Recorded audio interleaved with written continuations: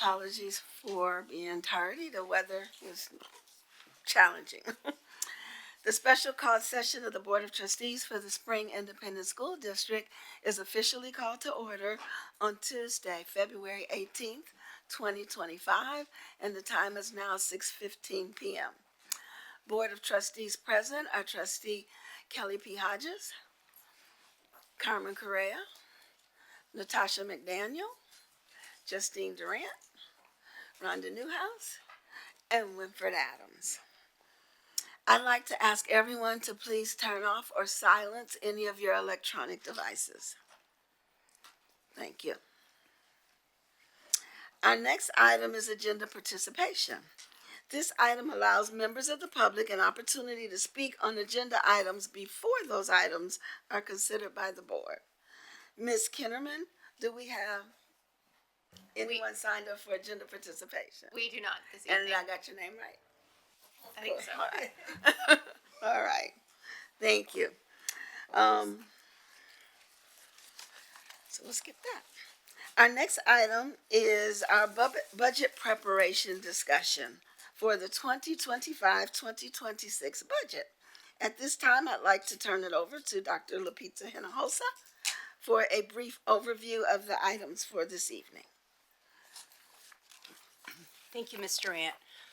And, everyone, first and foremost, this is a really good opportunity for us just to have a meeting, a work session to truly spend time digging into thinking through our 25-26 budget. What you will see tonight is, first, not what you'll see, first what we want. I know you and I have talked about this, Mr. Ant. We want this discussion to be a true discussion. The administration has put together a lot of ideas. We'll be talking through where we are, what's our current state with our budget. We'll be talking about the drivers, areas that impact the budget. We'll be talking about things that we see in the horizon that could impact. We're going to incorporate the questions we're excited. We were really glad to see the questions, see the thinking that the board has. So we are incorporating the questions in our presentations. We'll be bringing forth responses and or data of what's already available here. And then those that weren't ready for today, we'll have them ready for the next budget discussion.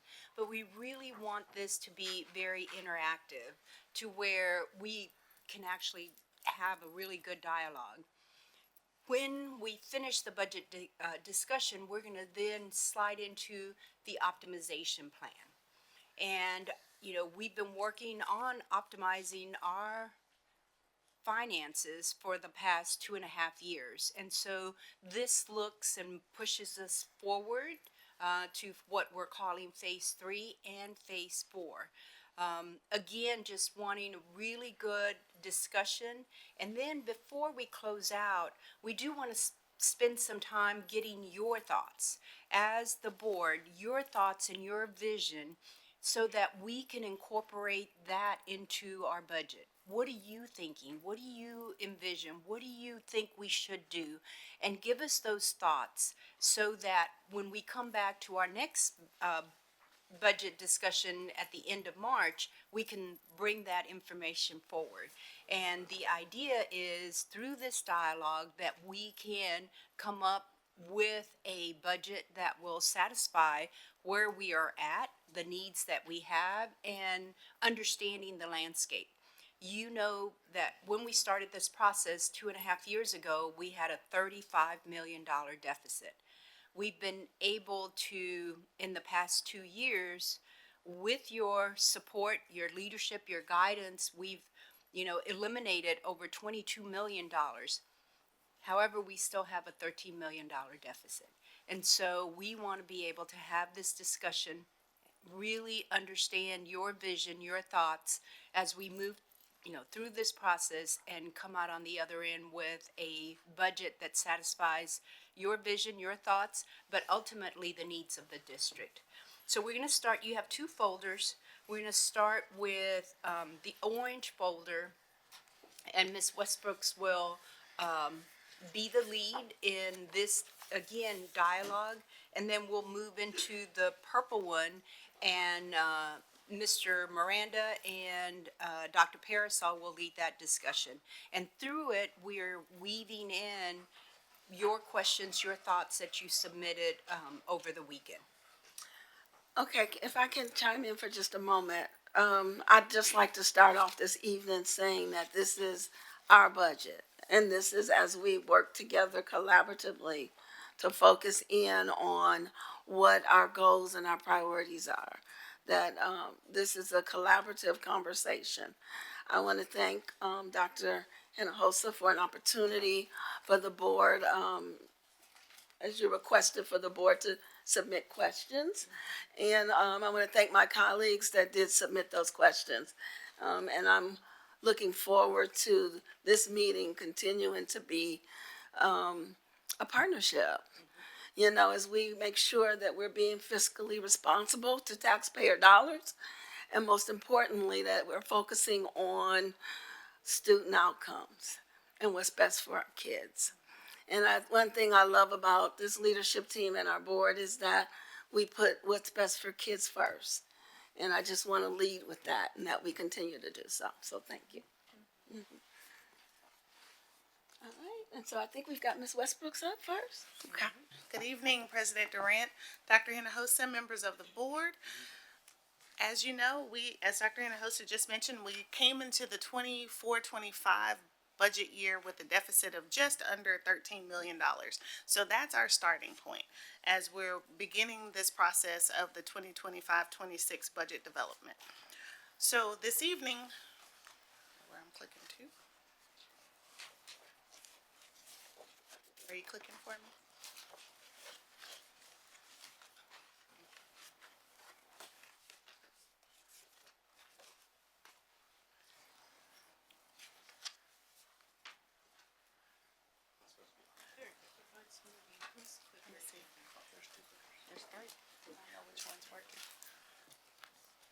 Okay, so this evening we're going to cover quite a few topics and to lay the foundation for the work ahead that we have between now and the actual adoption of the budget in June. So we'll start off looking at some of our historical data, talking through those things that are driving the cost of the district, some anticipated revenue loss that we know is on the horizon, disaster pennies, we want to talk through that, and of course fund balance, and then I'll hand it off to Dr. Parasol to walk us through the optimization presentation.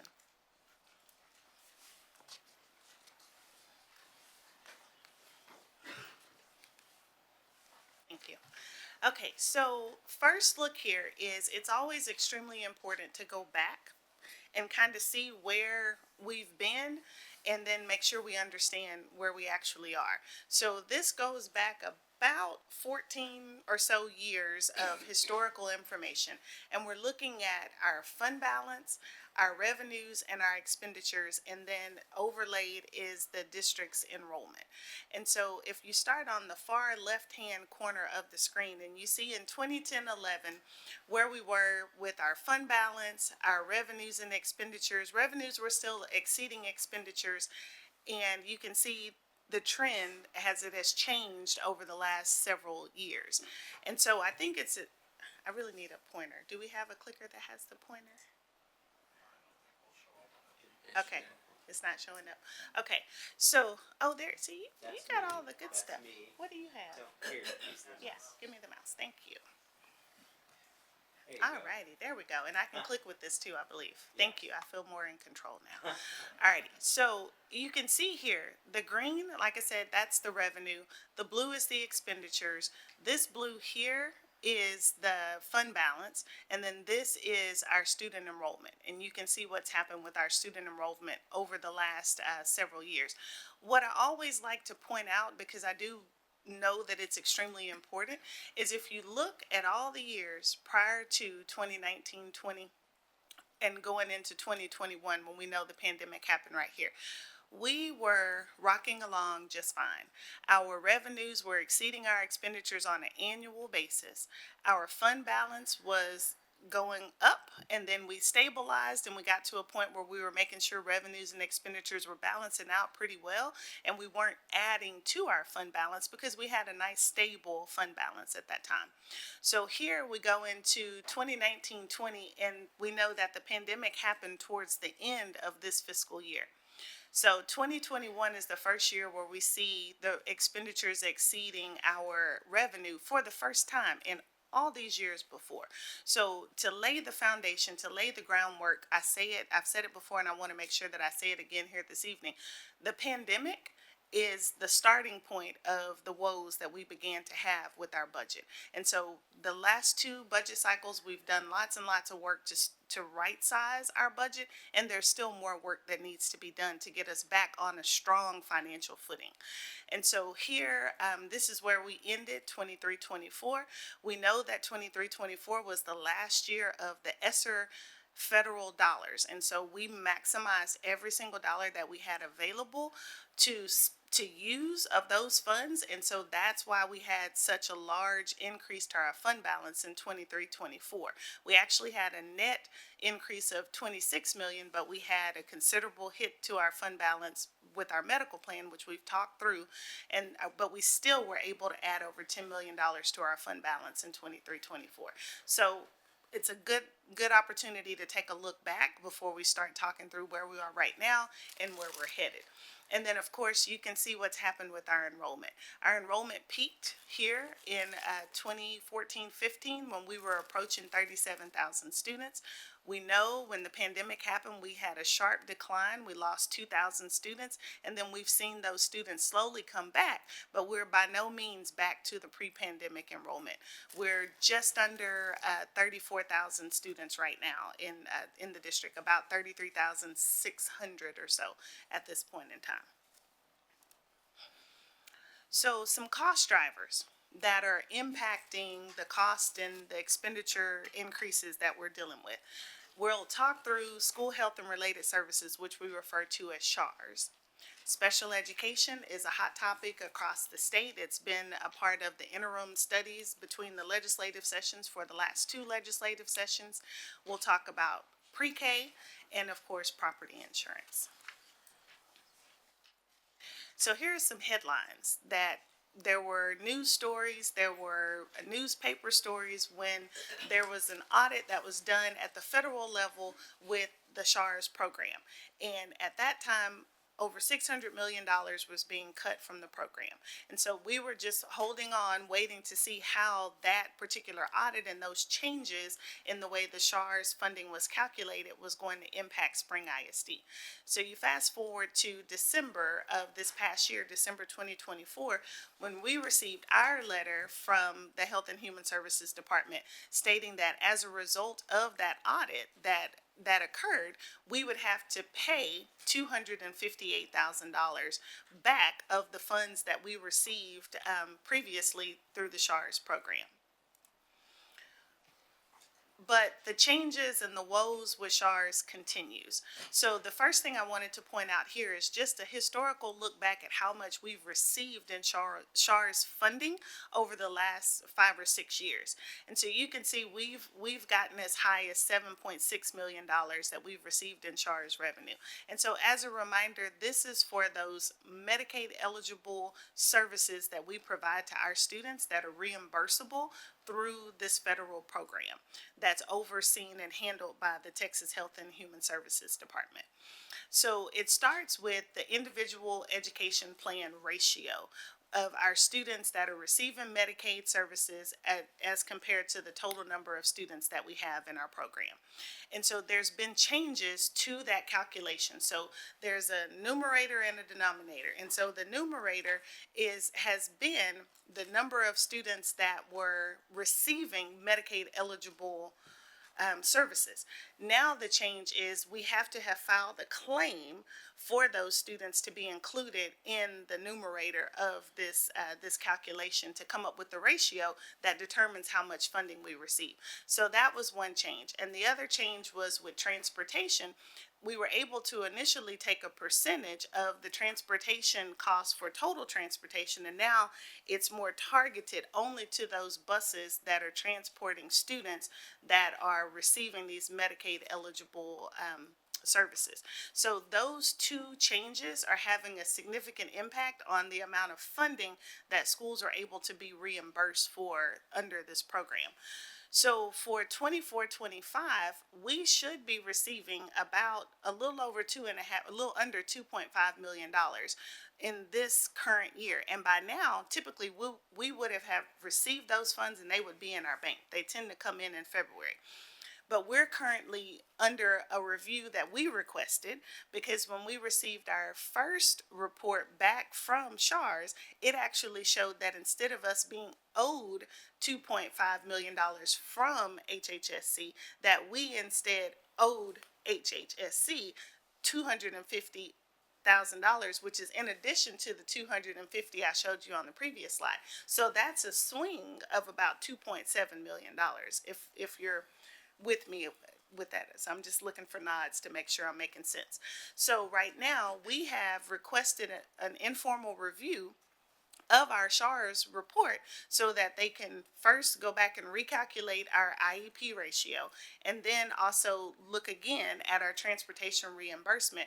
We've turned in all of our transportation logs for that entire year, and we're waiting to hear back from HHSC to see whether or not we will receive that $2.5 million, if it will be reduced, or if the initial review will be held up and we'll end up having to pay even more money back.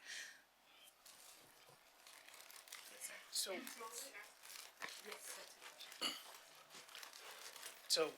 don't we have more identified special needs kids now than we did in, say, 2019? Can't hear you. Yes. My question was, don't we have more identified special needs students with IEPs now than we did in 2019? Yes. So what are these services that we were able to claim reimbursement for back then that we cannot claim now? And so it's the same services. There was one change in what was defined as personal care services. So take the aide on the bus, for example. So at one point in time, if there was an aide on the bus, then we could claim that aide that was on the special education bus. Now that aide has to be providing some type of medical necessary services to that student while on the bus for us to claim that student. So there's changes in how they're calculating what is reimbursable through the program. And so we're trying to catch up to those changes, and it is causing a significant decrease, not just in Spring ISD, but to school districts across the entire state. It's changing the amount that you can be reimbursed for. So their presence in overseeing the students on the bus is not considered adequate? And that's just one example of some of the changes in how we're able to claim for the services being provided. And then when you said file a claim, can you give me an example of what one of those may be? So we have students that receive tube feeding in an instructional setting, but they have a nurse or someone that's providing that service to them. So then we would file a claim for that nurse's care, or that paraprofessional that's helping that student. We would file a claim for those services. Thank you. So, We can. That's an example of the claim. Some of the changes are related to transportation, and then which students are able to be included in the numerator that determines that ratio that we use to determine our reimbursement. So, Trustee Hodges and then Trustee Correa. I just have a quick question. So worst case scenario, we have to pay the 2.5 million back. Where does that money come from? Not that we would pay back 2.5, we wouldn't receive it. We would not receive the 2.5 million that we're budgeted to receive from SHARS, and instead of receiving 2.5 million, we would have to write a check for another $250,000. So where would that come from? Fund balance from,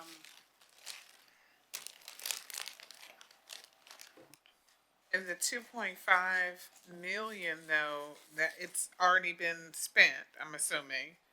It's been How does spent that- because we've paid for the staff and the services that our students have been And provided. we paid for it with the expectation that we would get reimbursed. Yes. For the service. Yes. Okay. Thank you. And we're gonna provide the services regardless of whether or not we receive the SHARS funding, because we're required. That's correct. Yeah, no, I get that. I guess my other question would be, how did we, so how is that monitored? But that may be a deeper question. I'm just wondering how we got to this point to where we thought that we had to request a review, that we did not, what's our internal policy? Well, it doesn't have anything to do with Spring ISD's internal policies. These changes happened at the state level with the changes in the way that the funding is calculated. And so basically they wiped out our entire transportation reimbursement. So we had to go back and pull up all the bus logs, and we have to submit that and ask them to review it so that they'll recalculate our IEP ratio so that we can receive some of our funding.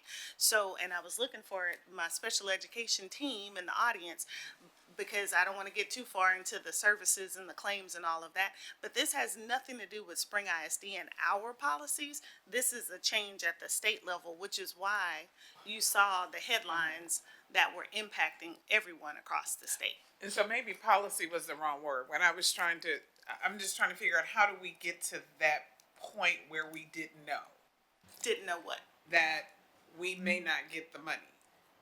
Well, we were in the same boat with everybody, because when the changes happened, then it was communicated to all of the school districts. Did the there state was- make the change No. without notification? There was a federal audit from like 2017, and we finally got the results of that federal audit, and they were auditing the state's SHARS funding Right. and the way the state was reporting to the federal government. So the state of Texas was audited, right? And then in turn, that has impacted the district. So what the federal government said is, the state, you've not billed correctly, so you owe us money back. And the state has said, school districts, you're going to share your proportionate share, right, based on the numbers of services you've got. And so they've done that. The way in which they're collecting the money back is by reducing the state's reimbursement ratio to school districts for 1 year.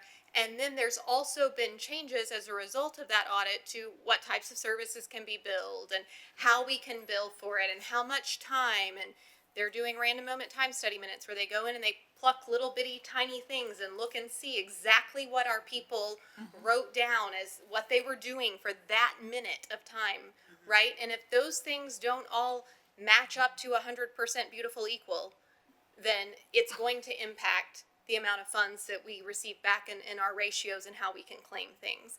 It's something that we've seen across the state. I had very small districts in my prior employment, 6,000, 7,000, 8,000 kids that took $600,000, $700,000 hits a year on the same issue. So it's not a spring specific issue, but the state of Texas, right, lots of special ed departments and groups understood that billing for certain items was okay. Another massive issue was consent. The state of Texas didn't require you to provide signed parental consent for you to bill. The federal government said, no, that's absolutely required, right? So now the state is now requiring us to obtain and supply that in an effort and in order for us to bill for that child to Medicaid. So if the parent doesn't give us consent, we can no longer bill for that student. Even if they're a Medicaid eligible student that we have to provide those personal care services for. Does that help a little? And this has been sprinkled along the way since the 2017 audit. Thank you for explaining that. My apologies if I felt like I said a lot of the exact same things that you said, but maybe it was a little bit extra clarity that was received. Let's move on. Just Ian, double because checking. No, Okay. you just took that all out of context. Okay. but go So ahead. I did have That was a policy change, not an audit.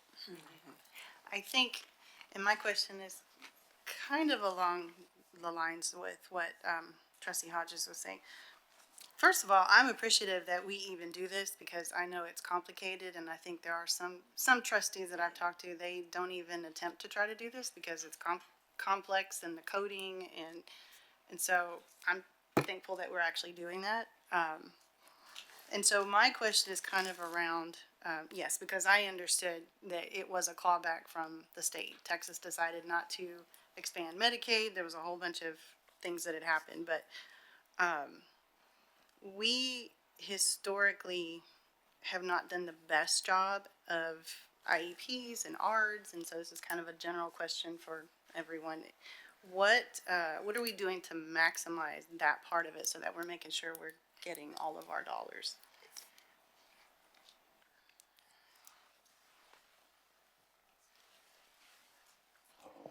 Well, I think just tidying up in all of our processes. We are actively monitoring and ensuring that we're in compliance, both centrally and also at the campus-based level. Working with schools a lot closer. Special ed teams visiting campuses, doubling down more.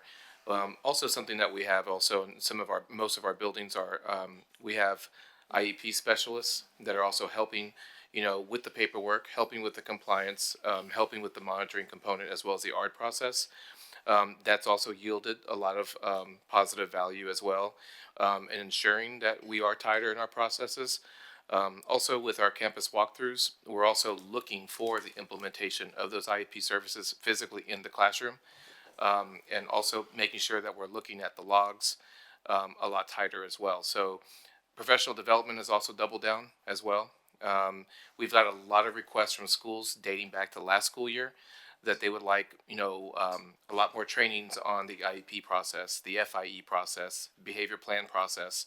So we've been doubling down our efforts in doing that as well.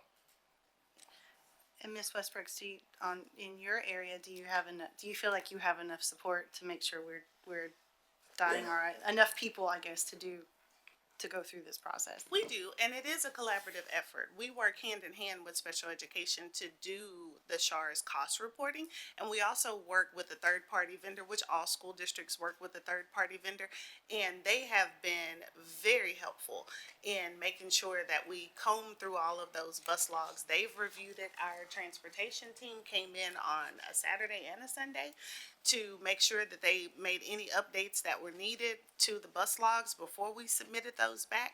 So I do feel as though we've done a good job of crossing our T's and dotting our I's throughout this process. So yes, but it is a collaborative effort, definitely. So. So it's Dr. I think it's LeBron. She's not here, is she? Okay. I just wonder if there's any gaps within that process or our systems that need to be addressed during this budget process. Like, is there an areas where additional funding's required? Well, what I do know is that some of the cleanup that we had to do in order to get ready for the informal review, we know that's an opportunity to go back and make sure, because our bus drivers are driving buses. They're getting our students from point A to point B safely. But we did say that we were going to take a step back and make sure that they know exactly how to fill out those bus logs along the way, so that we're not missing any opportunities for funding. So there are some opportunities to do some additional training there to maximize the funds that are available. But the biggest thing that we're dealing with is the changes in the formula and the repercussions from the audit and the changes in what can be reimbursed. Thank you. So I want to articulate in my own words what I just understood to have been said. So essentially, because of changes in federal policy, which caused a cascade effect in terms of changes in state policy, we are frequently reacting to federal policy, which, given recent administrations, has sometimes been hostile towards public education, to put it mildly.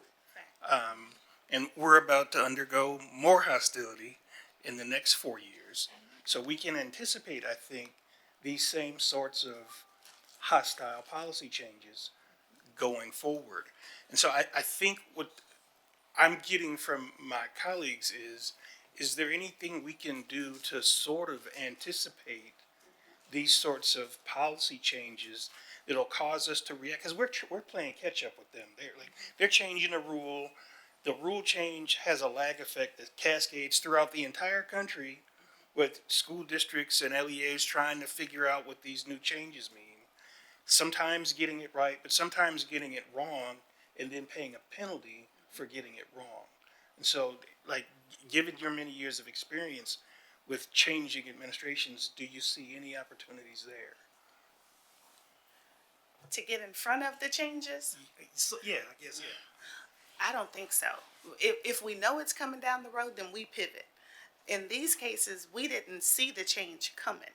And so 2 days before the holiday break, I spent personally about 3 hours in a webinar with TASB going over the changes that everyone saw with the cost report. And there were over 200 people on that call from across the state of Texas. And that's because we were all trying to get caught up to speed so we know how it impacts us so that we could then come back and inform our board and make sure that we know how it's going to impact our budget. So if we know ahead of time, absolutely we'll pivot, we'll make those changes. But in these cases, we just didn't know how it was going to impact us. So we Can have, the record show that Dr. Jensen joined us at 6:40? Your mic's not on, Justine, so. Let the record show that Dr. Jensen joined us, welcome, at 6:40 PM. so we are made these changes, or we're in the process of making the changes? We're in the process of the review because we have gone back and we've reviewed all of our data that we submitted to make sure that it was clean and that we understand what we believe our IEP ratio should be. We've submitted that back to HHSC and now we're waiting for them to come back and tell us whether or not we'll get the changes that we requested. Let's assume that we do. Was there an expected,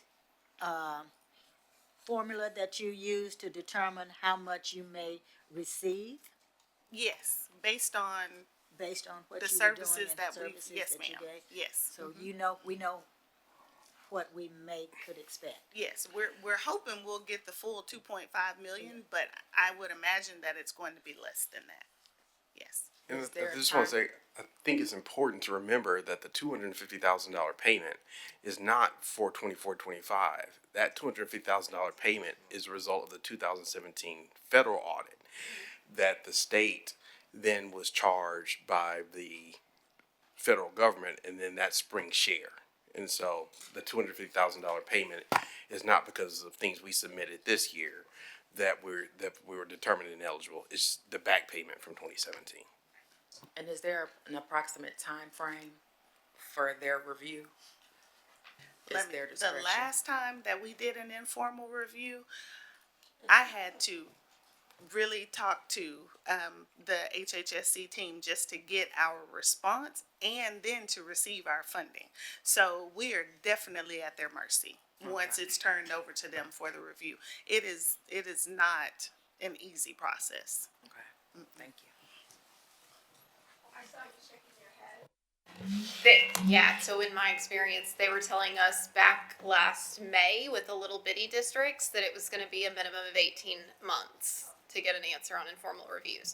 So hopefully that's changed and we've shaved it down because I think some of those little bitties some of that has worked its way out. But, you've gotta think most of the schools in the state of Texas that Bill Shars, yeah, that's true. Yeah, I didn't, but, most of the districts that Bill Shars took a hit, they're all requesting informal reviews. Some are filing formal appeals after they go through that process. And so it might be a while. Just.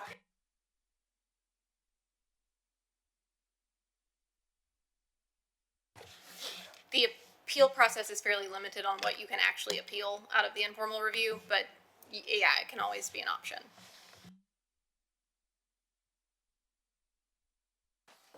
Sorry. So in the interim, we still have to cut the check. Well, the check for the 258,000, we have to pay that regardless. Okay. We're hoping not to have to pay and that we'll actually receive based on the review. And if we do receive any part of this 2.5 million, they can take the 258,000 out of that amount. Okay, so this is special ed as a whole. And so there's no surprise that special ed is underfunded at the state level. And so when you look at what we spent in 23-24, the $42.6 million compared to what we received in state aid, just under $27 million, we're only funded at about 63% of the actual cost for our special education program. Now, we do have what's called maintenance of effort, and maintenance of effort at a minimum says that we can't spend any less than what we spent the year before on our special education population. We have to maintain that effort of spending in our program so that we're not penalized at the state level. And then, of course, the SHARS funding that we just talked about and the funding we saw on the screen before, that funding helps to offset this underfunded amount. So we're underfunded by 15.6 million, but you can see in years past, we were able to receive some of that was made up by the SHARS reimbursement. But if we receive no SHARS reimbursement, then we're truly taking that hit of 15.6 million. What we're dealing with now is a lot, I'm sorry. That's the deficit, absolutely. And if we were fully funded, we wouldn't have that deficit amount. You're absolutely correct. Yep. And so what we're dealing with too is our costs being even higher because we have so many vacancies with teachers and our other positions that are providing direct services to our students. We're having to use contracted services, which comes in considerably higher than what we would pay for our own employees. So that too is in turn impacting the total amount that we're spending. So the vacancies do help to offset that contracted cost, but it's so much more that it really can't completely offset it. And when you say you're talking about PTO, TST, those type of. Yes, Season yes. So are you saying that if we spent 42 million last year and we end up finding a ton of efficiencies, we hire teachers, and now we're spending 35 million this year, we're gonna get penalized? We would, because we wouldn't have maintained our effort. Yes. That's ridiculous. The other ways to be compliant with maintenance of effort, it looks at the number of students you're serving, but the way that we're remaining compliant is through that dollar for dollar spend right now with our maintenance of effort. So what is the penalty? Well, you still have to spend the money. And so that's the thing. It doesn't reduce your effort. You would still have to come back and spend it, because there were many years ago, there were some attempts at reducing the maintenance of effort, and it never worked. You always ended up having to spend that money. And you can get penalized with your state aid and I believe with your federal aid if you don't maintain your effort. Like, I can't even wrap my head around that. So we could reduce our cost in some way, but yet we would still be forced to have to pay $42.5 million. We have to spend Somehow, no less some than way. what we spent the year before. Yes. I mean, I guess I see sort of their point in terms of why you wouldn't want, right, like you want to make sure that effort gets made. I get that. But the idea that you wouldn't be trying to encourage more efficiency, I'm wondering about the policy reason behind not allowing for school districts to be more efficient and just do a better job. And there are cases where you can make a case, but we've never gone there. We've always made sure that we maintained our effort. We haven't tried to basically go against the requirement to maintain effort. I know there are some different mechanisms, but I do know that we're required to maintain that effort, or there's penalties that come along with it. So. And there's no process for appealing or requesting a review? I mean, it discourages innovation. Exactly. Well, yeah, there's also that, but I don't see the upside for I guess it's a really convoluted upside for kids. It's sort of dependent on people not acting in good faith. Like it assumes not acting in good faith. I feel like there must be an opportunity here somehow. That's where I was going, is there, maybe we need to do some research on it. I'm looking at the vacancies. If they're so expensive, couldn't we give our existing special ed teachers huge bonuses and attract more people? We are being very creative in how we are looking at providing incentives to, especially to our critical shortage area, in partnership with both Ms. Westbrooks and Dr. Keene. We are trying to be extremely innovative in how we do that, because you're exactly right.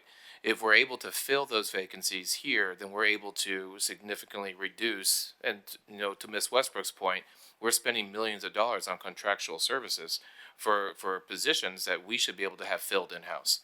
And so we are looking at ways of incentivizing, and one of the things too that we have worked at pushing through is how are we offering stipends specifically to positions such as like LSSPs, such as speech language pathologists, therapists, and so forth, because those are our critical shortage areas that we do have the majority of our contractual services geared towards.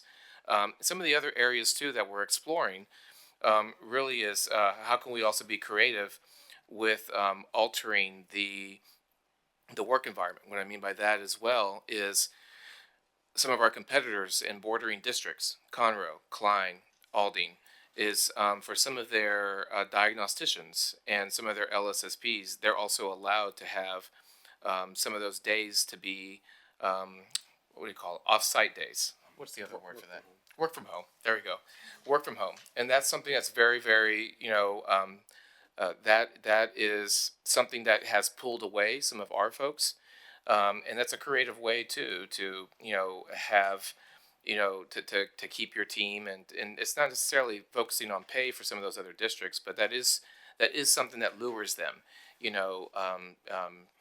to be able to work in an environment where you're 3 days on site and you're 2 days off site. And that position really entails not just the evaluation of a child, but a lot of that also is paperwork. So those 2 off days is really, really focusing on the compliance piece of the paperwork and ensuring that everything is mocked up. And then the other days are typically on site doing the evaluation work. So those are things too that we are putting together here so we can continue to maintain our competitiveness with our other districts, with the other districts around us. And just with special ed, especially, the vacancies just aren't sitting there in a separate pot because we still have kids that need those services. And so that money for the vacancy plus more then goes towards contracted services in special education, because we still need someone to come in and evaluate our children. We still need someone to come in and provide speech therapy services. And then there's a labor market issues there with supply and demand, because those service providers have also realized that there's more money to be made as a contracted service provider than an employee of an ISD. And so there's that dynamic as well, where they say, no, as a speech therapist, I'm not going to go work for an ISD. I'm going to set up my own corporation, and where I will then contract with an ISD because they know they can charge higher rates. And so it's there's also lots of other dynamics going on too. Just as Dr. Cuellar said, and we're trying to meet those market forces and demands, but then also at the same time, we've got to serve our kids. And so all of that plays a role.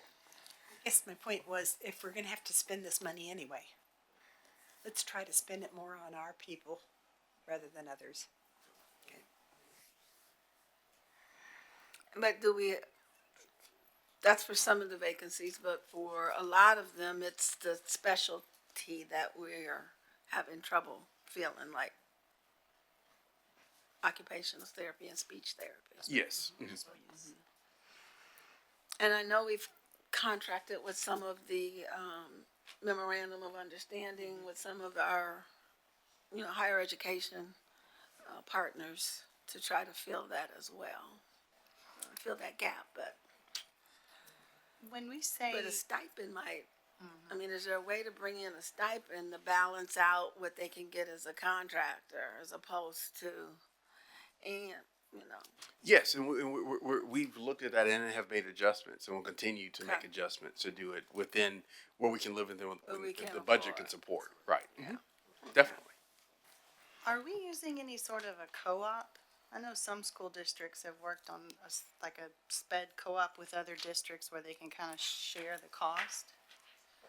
Usually that, I know, but in the districts that I've worked in before that have done a co-op arrangement, it's usually your smaller districts, right? I mean, there's usually one mid-sized district of about 10,000 students, and then other districts then co-op with that district, and then they become the service provider, right, and help, because it really does help your smaller districts. Trying to find staff, and you can centralize programs at one of the districts and members of the co-op. But I don't know what Springs history has been with that, but that's just been my experience. When I worked in Bastrop ISD was part of the special education cooperative.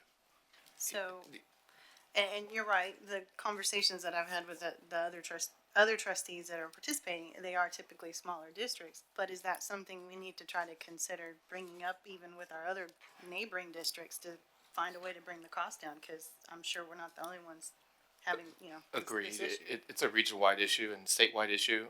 We have one co-op currently with the Deaf and Hard of Hearing program, and that goes directly through our regional center.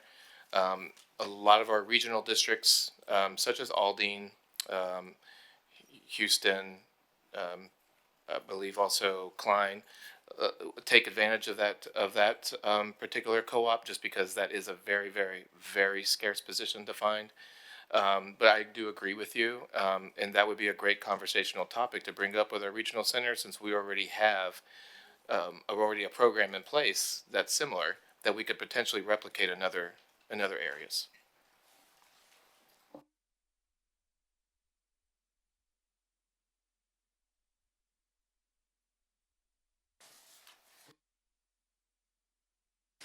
So that takes us to our next underfunded program, which is our pre-kindergarten program, which we know is full day at all of our elementary campuses. And we began this year with a couple of campuses that have begun the pre-K3 program. And all of those are eligible for half-day funding. And so as part of our budget reductions over the last 2 fiscal years, we were able to free up some funds in our Title I funds to pay the second half of our pre-K expenditures. But to the same point that President Durant was making earlier, is that, again, if we were fully funded for pre-K, full day is required. If we were receiving full day funding, that would be $3 million that would be available for other academic initiatives, that we would be able to make our dollars go a bit further. Property insurance is something that I'm sorry. is that on the agenda with our, advocacy visit? Yes. Okay. It's on Okay, thank you.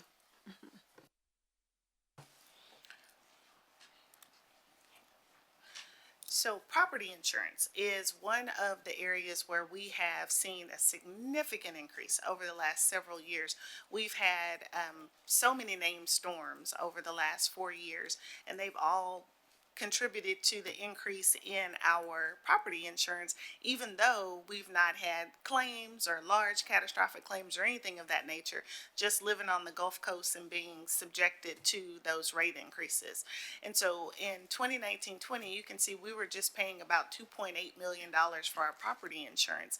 That cost went up significantly in 2020, 2021 to $4.1 million.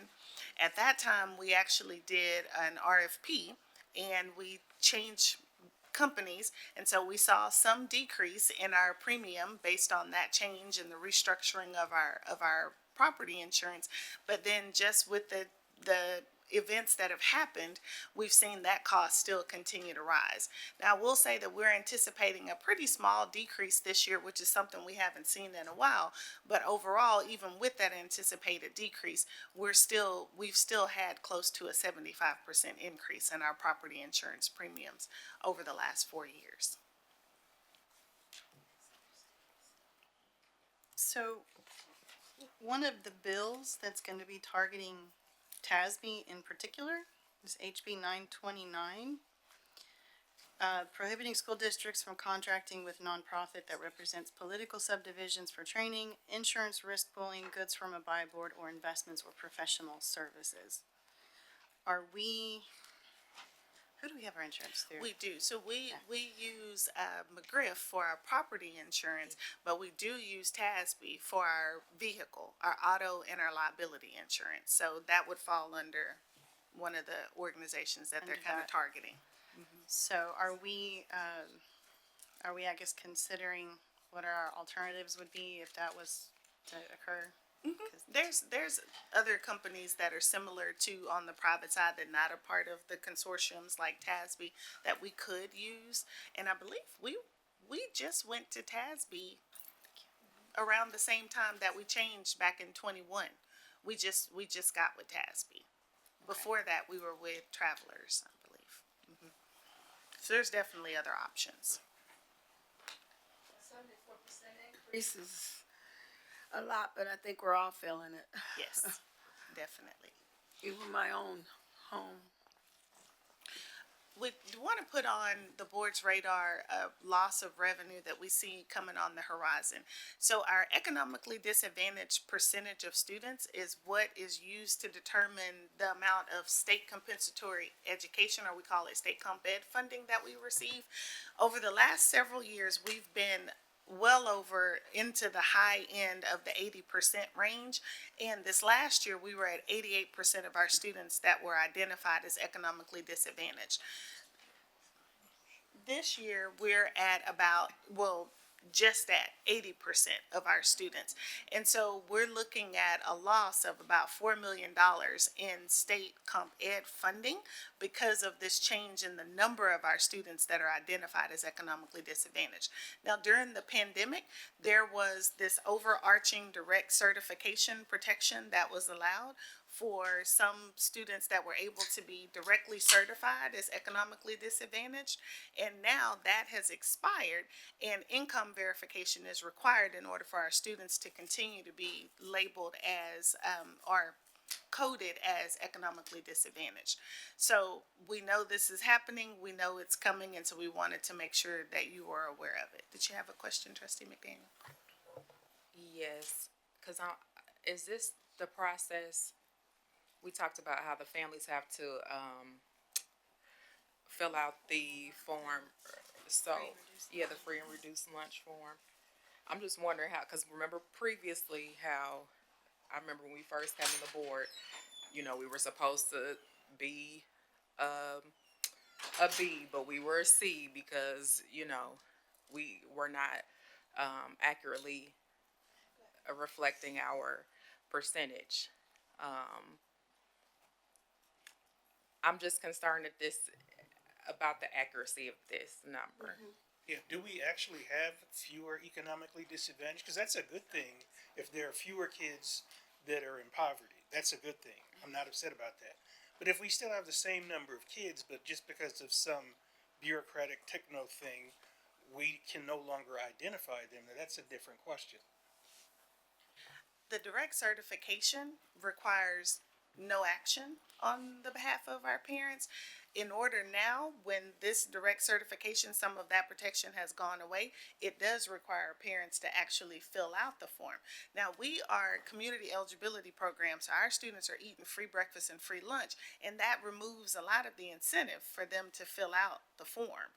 So the campuses have to do serious pushes to get those forms returned back to us now, because our students are eating free at breakfast and at lunch, and those direct certifications have been removed. So If you want to. are we still doing it at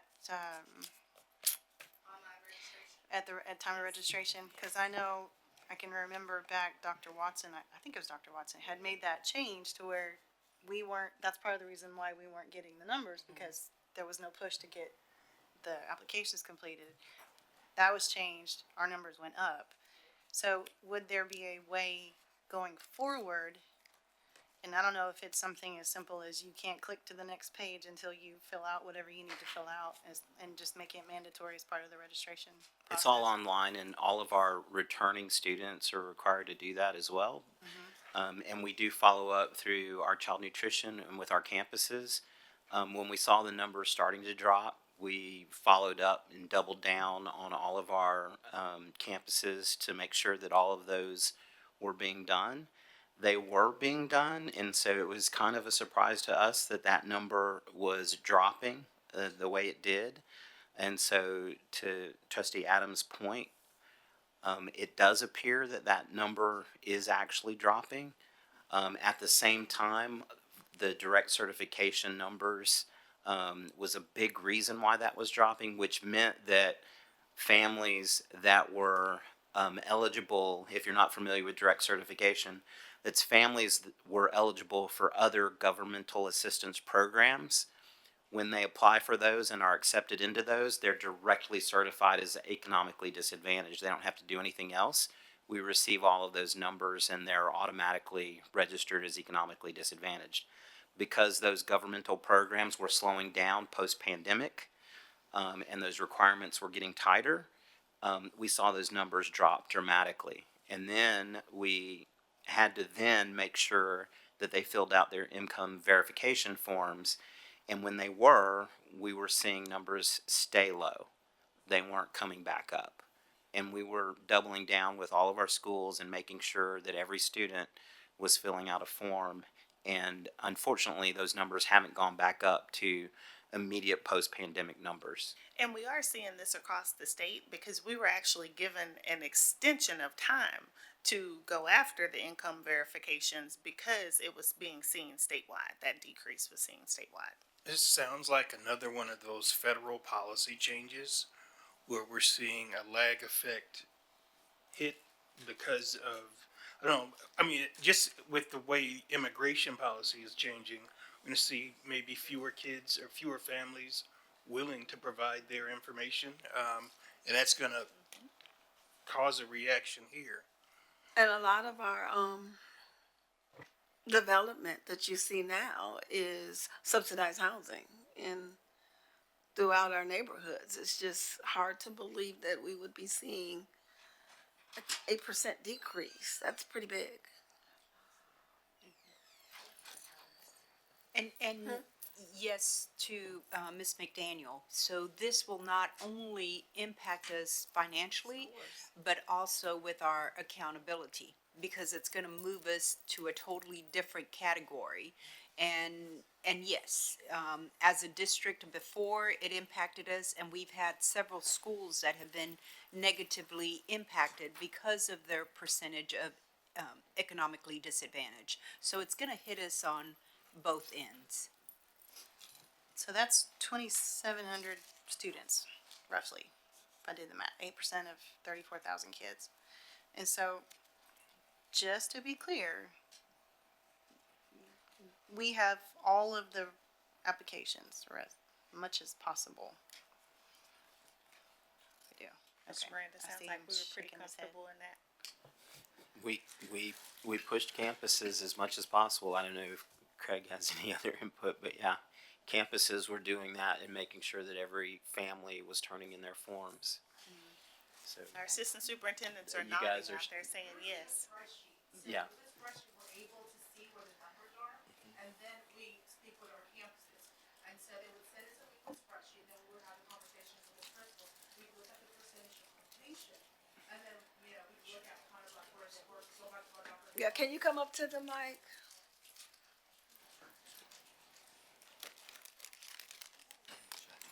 it's right there. So Push the button. we actually receive a spreadsheet. And so from that spreadsheet, then we talk to our campuses. So we look at how many of the applications have been completed. And then we also look at that percentage that, you know, who have qualified for the eco, you know, disc as well. And so I know when we receive it, I was also kind of like taken aback. And I remember having this conversation with both chiefs. I'm like, is this accurate? Because I just want to make sure, because I see a dip. And so, you know, And unfortunately, it was accurate. So like going back to what Dr. Hinojosa said, it impacts our funding, but I was also looking at our domain 2B, which is, part of our rating component, and we wanted to increase our EcoDisc, of course, and there was an extension as well.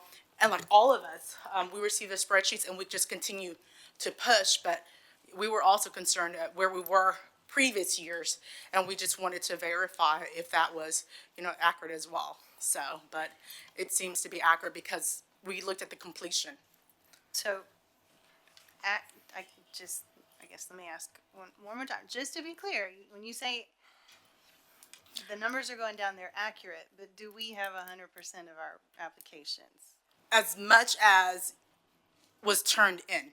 So I know, speaking from the campus's perspective, there was a push there, because again, the campuses know not only does it affect their finances, of course, but it affects their accountability.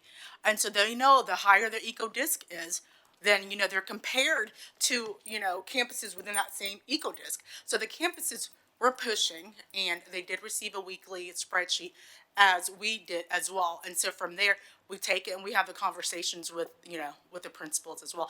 And, and we put it out in our newsletters as well. But we did receive a report, and we would also, hound, I think it was Kevin, for the particular spreadsheet also, so. So we automated the system online and made it mandatory, and now we're tracking it with a spreadsheet?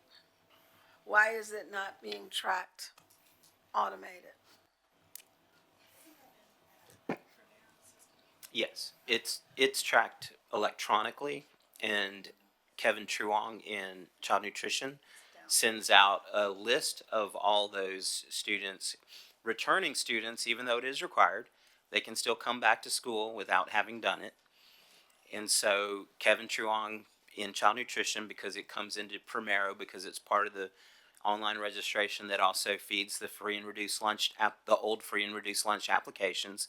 He's the one who sends out a list that Nirmal's talking about to every single campus that shows their list of returning students that have not completed the income verification sheet. Then on a weekly basis, and the extension that Ms. Westbrooks had talked about, we continued to push for the numbers to get to 100%.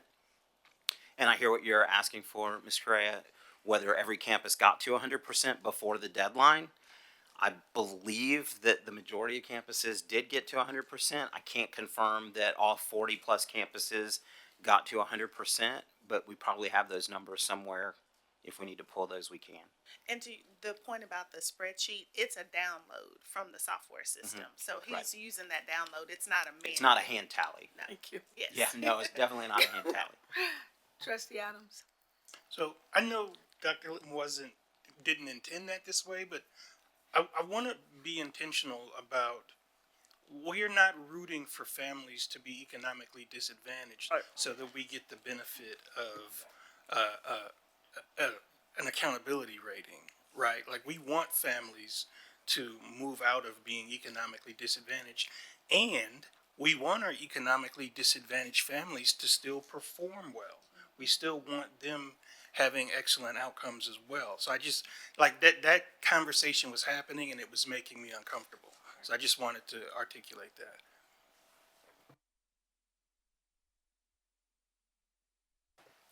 I think the question was, I think that Trustee Correa was trying to get to, is what percentage of the forms do we have?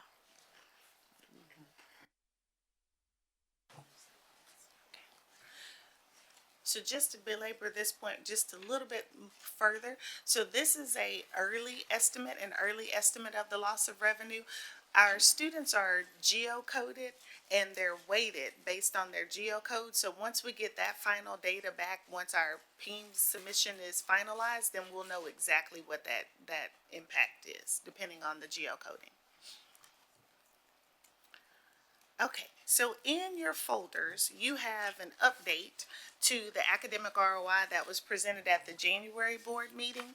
And so you all had requested to see the map data added to the spreadsheet. So that's what's included here, is we have Eureka, Amplify, and Carnegie.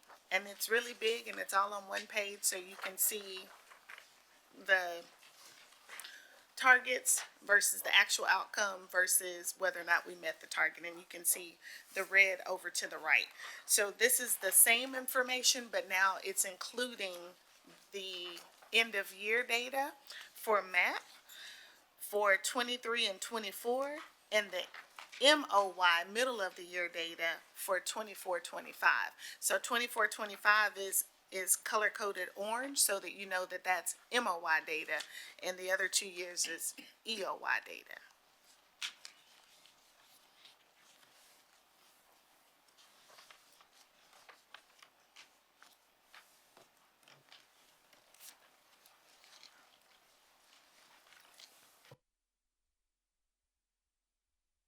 To clarify, I'm reading this correctly, the third grade math, we're showing a huge drop for 2025, but that's based on MOI. That's correct. So our target for 2025 was 76, but our 76 end of year, but at MOI we were at 60. That's Eureka. Okay. Any questions on Eureka?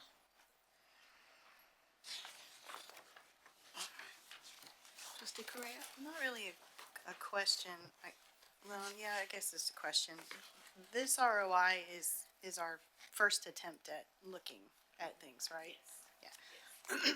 It's updated now that we have the MOI data. Because what I don't want to do is just look at the projections and then make determinations without actually getting the qualitative feedback and like. Yes. Yes. And I just want to echo what you just said, Trustee Correa. One of the things, maybe we're using the term ROI, but it's really more program evaluation. And program evaluation takes the quantitative data and the qualitative data. Because if we're just looking at the qualitative numbers, there's a whole bunch of stories that aren't being told. And so it's more setting out the goals for each program at the beginning of its implementation and then evaluating quantitatively and qualitatively through the use of that program and reporting it back out. Because I just figure like this spreadsheet alone is limiting. And it's, yes, it gives you ROI, but it's not really program evaluation because you can't take action from it because it doesn't give you data. It is a starting point for us, but I also feel that we're at a critical point in time where we've seen continuously decline in academics. And so we can't continue to say, we need to look at more data, we need to look at more data. I think we're at a point now where we need to start figuring out what's working and what isn't.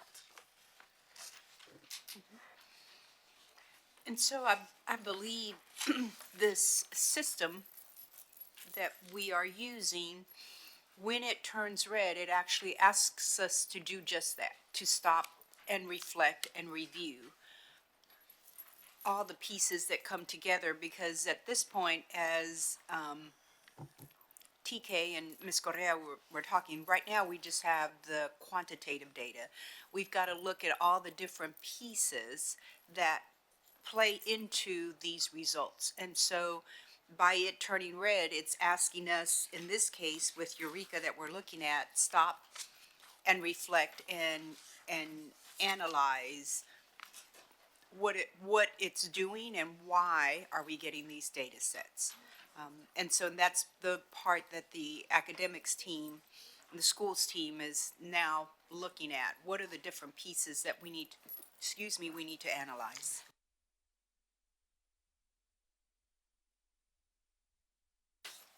I just don't want to still be talking about it at this time next year.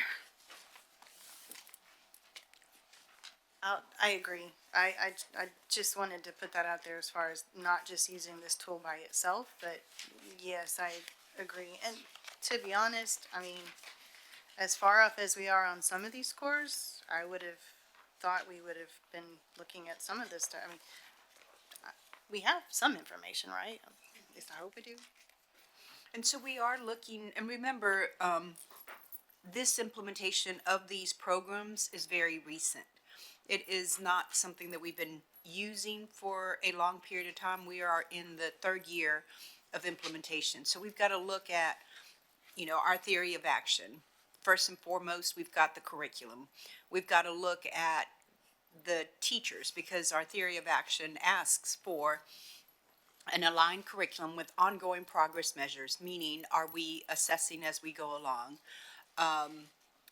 with differentiated professional development. And I think that was one of your questions also, Ms. Correa. Are we looking at that professional development, and is that working? The piece that we've got to look at is which part of the component is working and which part is there room for improvement. And we also have to think about, yes, we are in the third year of implementation of this curriculum. However, we've also had new teachers coming in. If it was, those teachers that have been implementing for 3 years, they're rocking and rolling, right? They're moving and they're getting the results.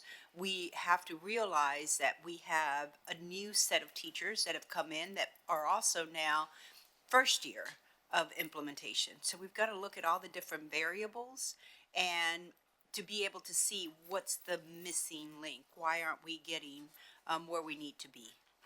Do we have some data to support that the teachers that have been implementing it for 3 years are showing greater outcomes? We don't have that data now. That is something that I know was submitted as one of the questions that we will be able to do, right? To review, first and foremost, is our training focused on this curriculum? What type of training are the teachers going to? And then once they attend this training, what kind of results are the teachers receiving that attend this training? So that was part of the questions that you submitted. We don't have that data now, but I'm sure that the academics team will be looking at that. I know if we look at our K-12 data and other forms that the last few years, we've continued to hear opportunities with our PD. And so I just don't want to keep having the same conversations and not taking any action, because outcomes aren't changing. Have we compared this? Have we looked at this data now that we have it in this form in comparison against our vacancies and our turnover rates? Because I would imagine that would have a large impact on this as well. We get new teachers every year. Yes, and that's what goes into like a robust program evaluation, is looking at those other factors, such as teacher turnover, just like Ms. Durant said, about looking at the teachers who've been with us. Have they seen the effect? But then also our new teachers. I mean, that's kind of the hidden cost of turnover, right?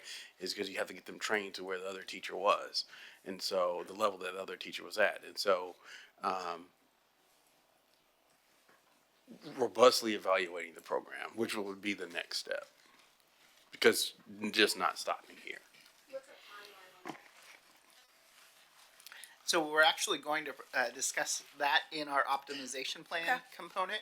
And we did do a data analysis tied to teachers who are those District of Innovation teachers. They didn't have a background in education. We actually found that their results were very low. And that was part of the movement of that HR led with us not renewing a lot of the DOI, especially those that didn't move forward with getting certification or experiences. So that was some of the work that we had brought to the data committee, looking at years of experience and DOI versus those that were certified. Okay, let's make sure any data we brought to a committee gets to the entire body. Okay. Can I just encourage you to be open-minded about how you approach the untrained teachers? From my experience with teacher training, it was our usual common knowledge that you had to have 100 hours face-to-face training to just be competent in the few math teaks we were doing. And we're talking about a whole program here. this is where I think the PLCs are going to be absolutely essential. Because I think sometimes a teacher really cares about it when I have to teach it this week, or I have to teach it tomorrow, or this, whatever. That's when people really pay attention to how this should be going down, okay? So just, please stay open-minded.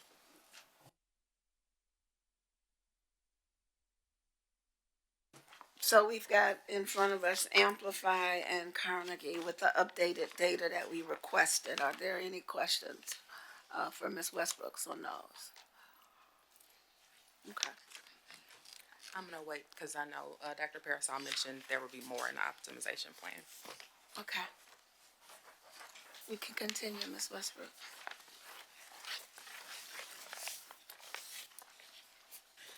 So I wanted to bring forward this evening a discussion regarding disaster pennies. And so, of course, we all know that July 8th of 2024, Hurricane Beryl had a direct impact on the Houston area, and the governor declared a state of emergency disaster as a result of the hurricane disaster.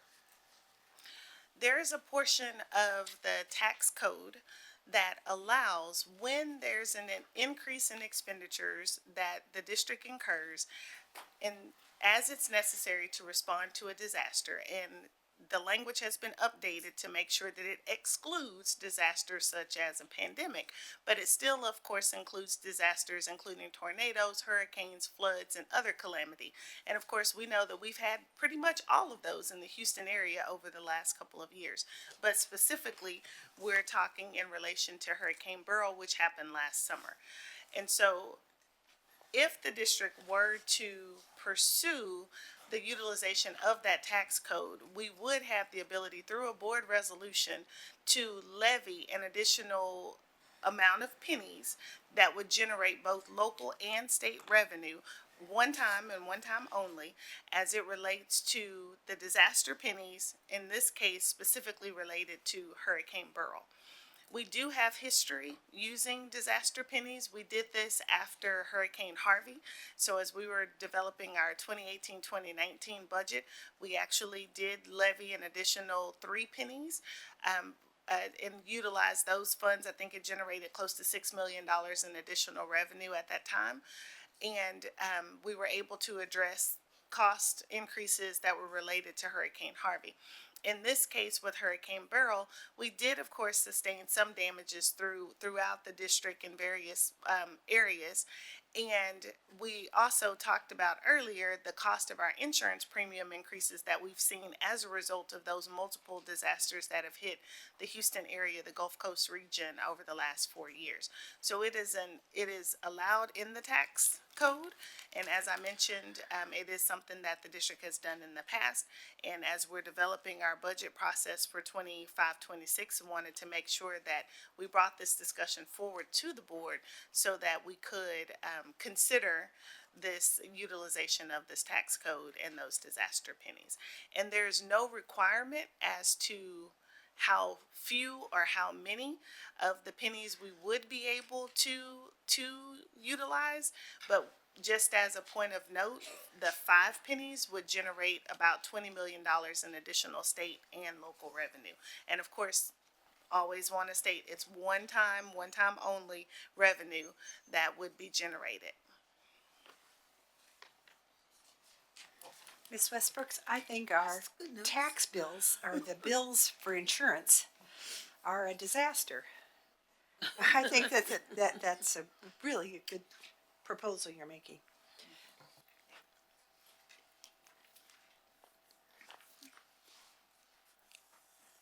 I don't see any other questions. Just good news. We got some good news with this, and I do remember You when we remember that did it from 2018? before. Wasn't it 3 pennies we did before? Yes. Okay. It's 3.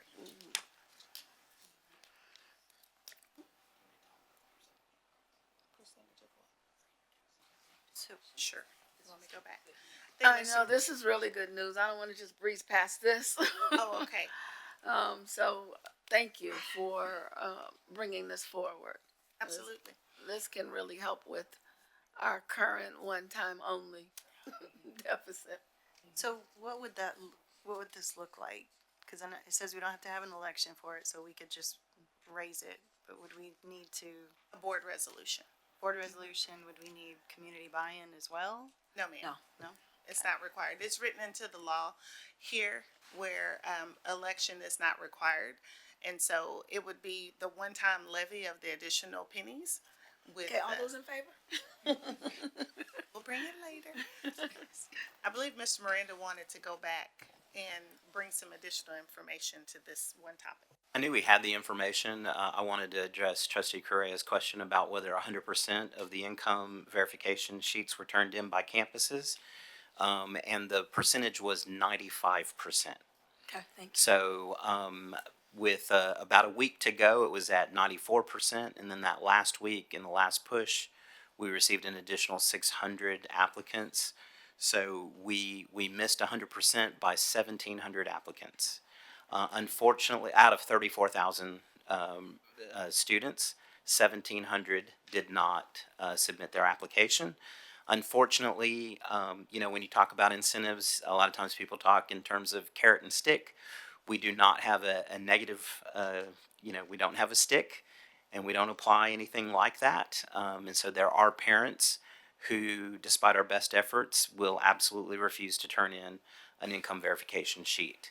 And so we do think that 95% is a pretty good, healthy percentage. We don't think that other 5% is going to move the needle enough on our percentage here that you see on the screen.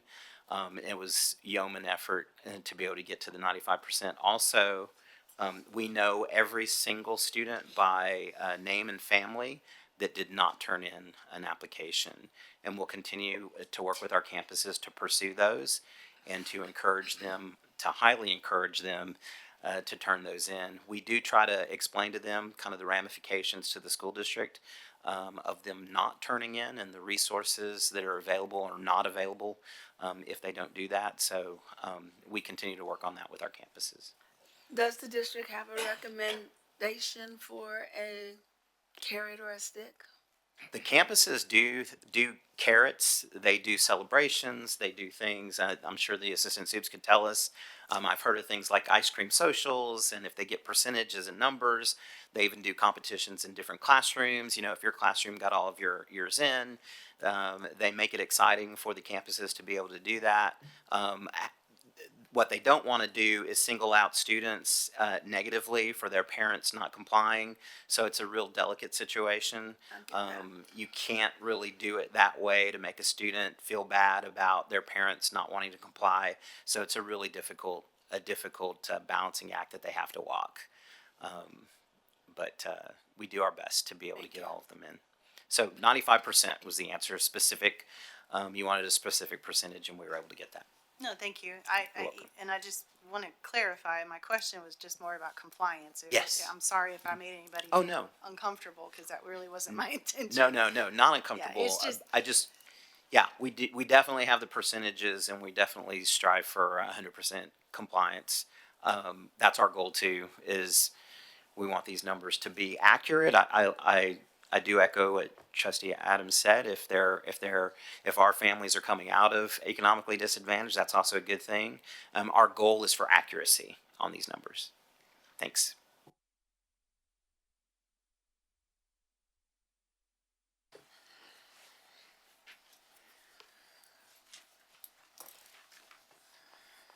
Okay, so the last item that I wanted to discuss before handing it off to Dr. Parasol is fund balance. And so we just want to talk through what fund balance is. And so it is the difference between the district's assets and the district's liabilities. And so naturally, as we complete our operations for a year, if our revenues are more than our expenditures, then we're adding to our fund balance. If our expenditures are more than our revenue, then we're taking from our fund balance. And so oftentimes you hear the fund balance referred to similar to a savings account. And in a lot of ways it is, just like at the state level, it's considered the rainy day fund, right? So it's money that's set aside for a rainy day. The only difference is that yes, you can equate it to a savings account, but the difference is that it's not necessarily equal to money that's in the bank that's readily available for spending at any given time. So that's the real difference between it, because when you're looking at your assets, you're looking at your liabilities. There are some assets that are on our balance sheet that are not in a spendable form. We have inventory. You can't take inventory to the bank and pay for something. The same thing as we have property tax receivable. That's an asset, but that's money we haven't received. We'll receive it after that fiscal year. So yes, the funds are there, but they're coming in at different times. And it's really important to keep a healthy fund balance for several reasons, and I just listed some here. One is to maintain our first rating. That's our financial integrity rating system of Texas. And that rating is designed to measure the financial health of a school district and whether or not we have adequate resources in order to stay afloat throughout our operations. And so that's one reason, is to maintain that rating that shows that we are fiscally sound. It also helps us without having to borrow money throughout the year. And so we are a June 30th fiscal year. Most school districts that are an August fiscal year and they're aligned with the state funding, they're able to have maybe about a 3 months reserve. That's their adequate amount. We need our cash flow to move a little bit differently because we're starting our new fiscal year 2 months ahead of the state's fiscal year. So for example, if we give raises and we pass our budget in June and we give raises, well, we're going to start paying those raises before we start receiving next year's money from the state. So that's where your fund balance comes in. It's particularly for a fiscal year end that's June 30th. And we know very well that we need it for emergency needs. I always tell the story of when the pandemic hit and we were all behind our screens online having a board meeting, decisions were made and the board was able to deploy devices to our students before any federal aid came. And the reason we were able to do that is because we had a healthy reserve that we were able to draw upon in that emergency. And then lastly is our bond ratings. Our bond ratings are similar to our personal credit ratings. So if your credit score is higher, then you're going to get a lower interest rate. And over time, you're going to pay less for that car, for that house, than if you had a lower credit score, and then you're going to pay more higher interest rates. The same is true for the school district. They're looking at our general fund balance, they're looking at our debt service fund balance, they're looking at our financial health overall to determine our bond rating, which helps determine how much we're going to pay in interest when we go to the market to sell bonds. So it actually saves the district money when we're able to present ourselves in a fiscally sound capacity.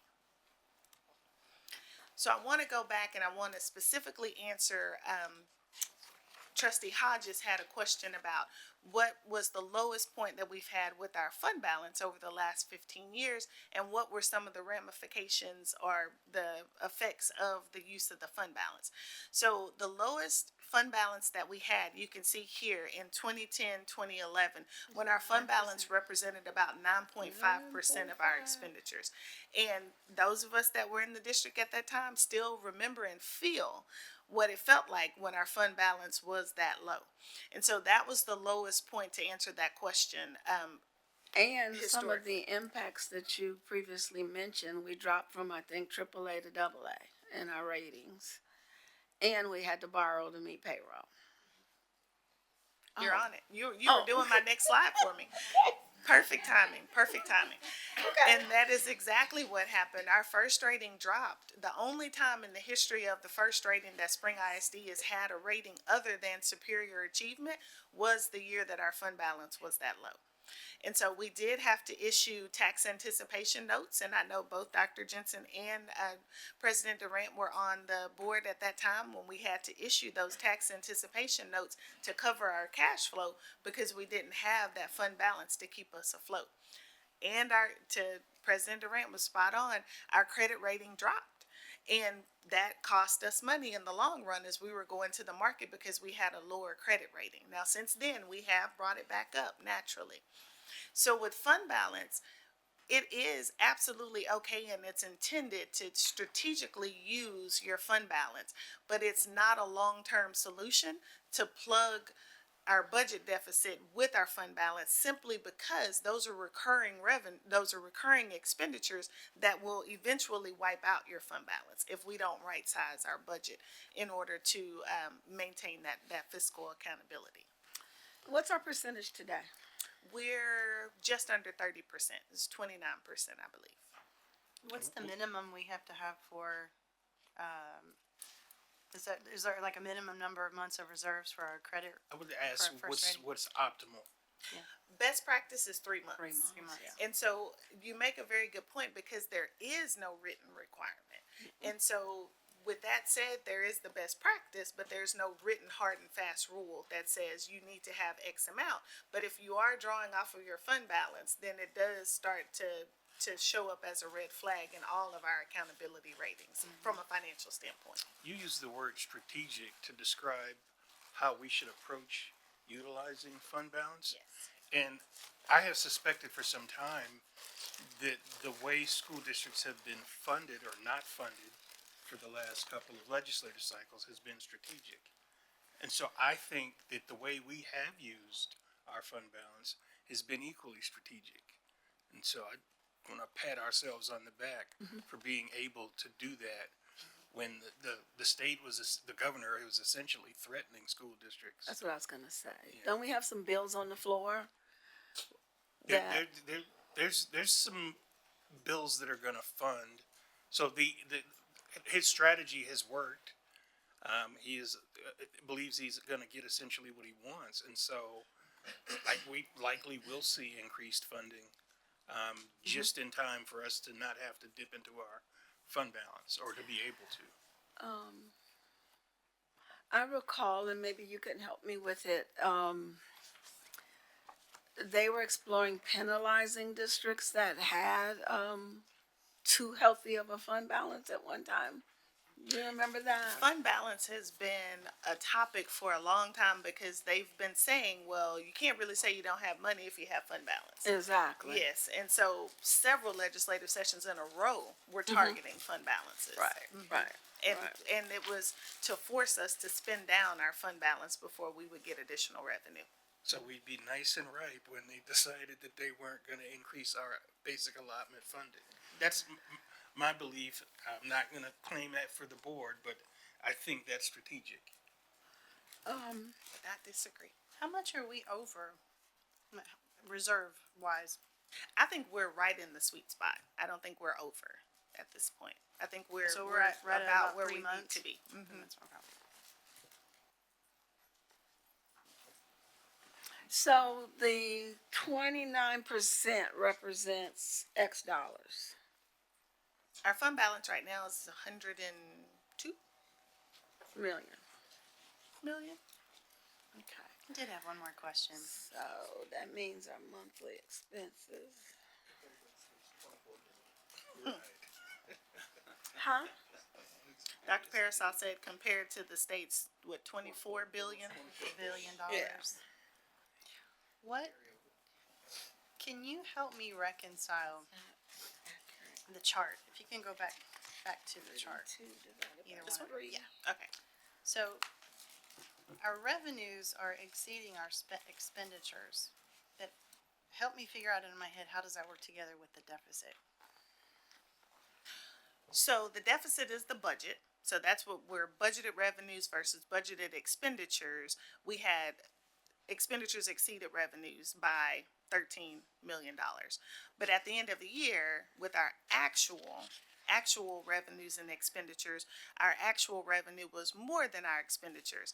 But that's because we were able to supplant so many of our expenditures using our ESSER funds. So for this last year, that was our last year. Yes, this of is ESSER 23, funds. 24. That's your invested Okay. money. Okay. So does operating in a deficit, impact our credit rating? It will if we continue to operate in a deficit, which is what happened on because this year, when we had before this year came along, we had a few years of where we were operating in a deficit. And it's also because at that time, what we didn't say was the state cut everybody's budget and Spring ISD got hit with 35 million. That's right. They cut our budget by $35 million in 2011. Yes, around about 2011. And that's why our fund balance dropped down to 9.5%. And we were in the predicament that we were in, and it's because the state cut our funding, not because we did anything wrong ourselves. And remember, so that happened 3 years after the 2008 financial collapse. Correct. So Correct. there are lag effects that we don't talk about, right? When something happens, and then you try to deal with it, you try to stop, and you can't, and you end up in 2011. And I just want to say, as we think about being strategic, I try to look at the big picture. I think we've got opportunities with Morale. I think we've seen a 30% plus turnover rate year over year over year. I think we've had 2 tough years of cuts. And I think that we're just at a critical point where we maybe need to make some tough decisions. I'm excited about the 5 pennies because that's going to help us out. But I think we have to make some decisions. I would really like to see us not wait till June to get this budget passed. I think teachers are signing contracts now in March and April, right, TK? This is the time of year. That is true. And I want this body, and I'm not talking about the board, I'm talking about senior leadership team, the board, our area suits and executive directors in the audience, our wonderful new general counsel, to send a message that we aren't cutting any more jobs if we can. You know, we're going to do what we need to do. And I think it's good. He's going to get what he wanted. And so we will see potentially some more funding. And I just want us to be strategic before we take another hit to staffing.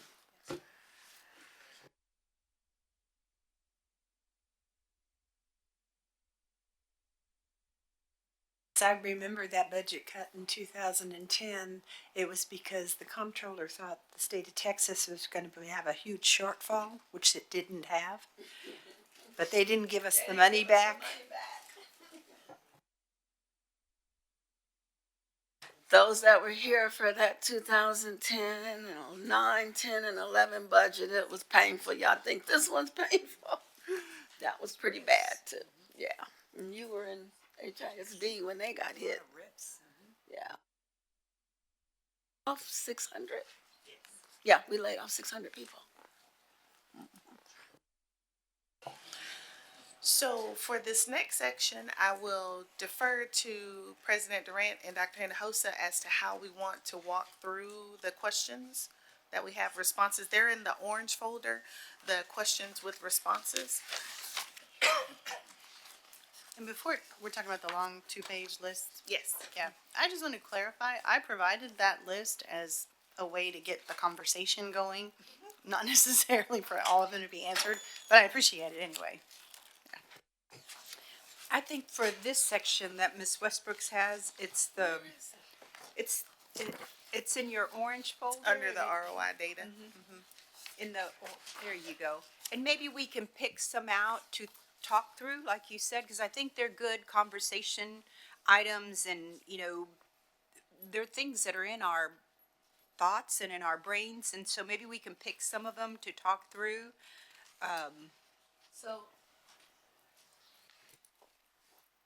Dr. Parasol, what is your projected timeline for the optimization conversation?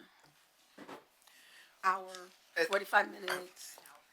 Yeah, An hour. an hour would be ideal, so that we can have some of that richer, deeper conversation. Okay. Okay.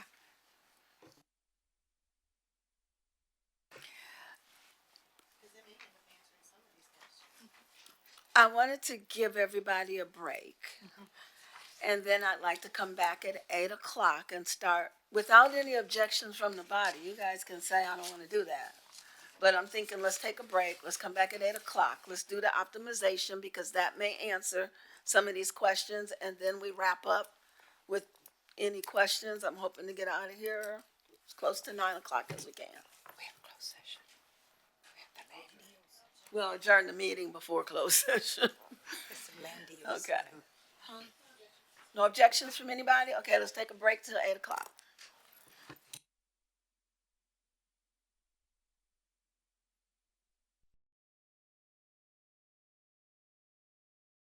Well, my board's missing. One more minute then, everybody.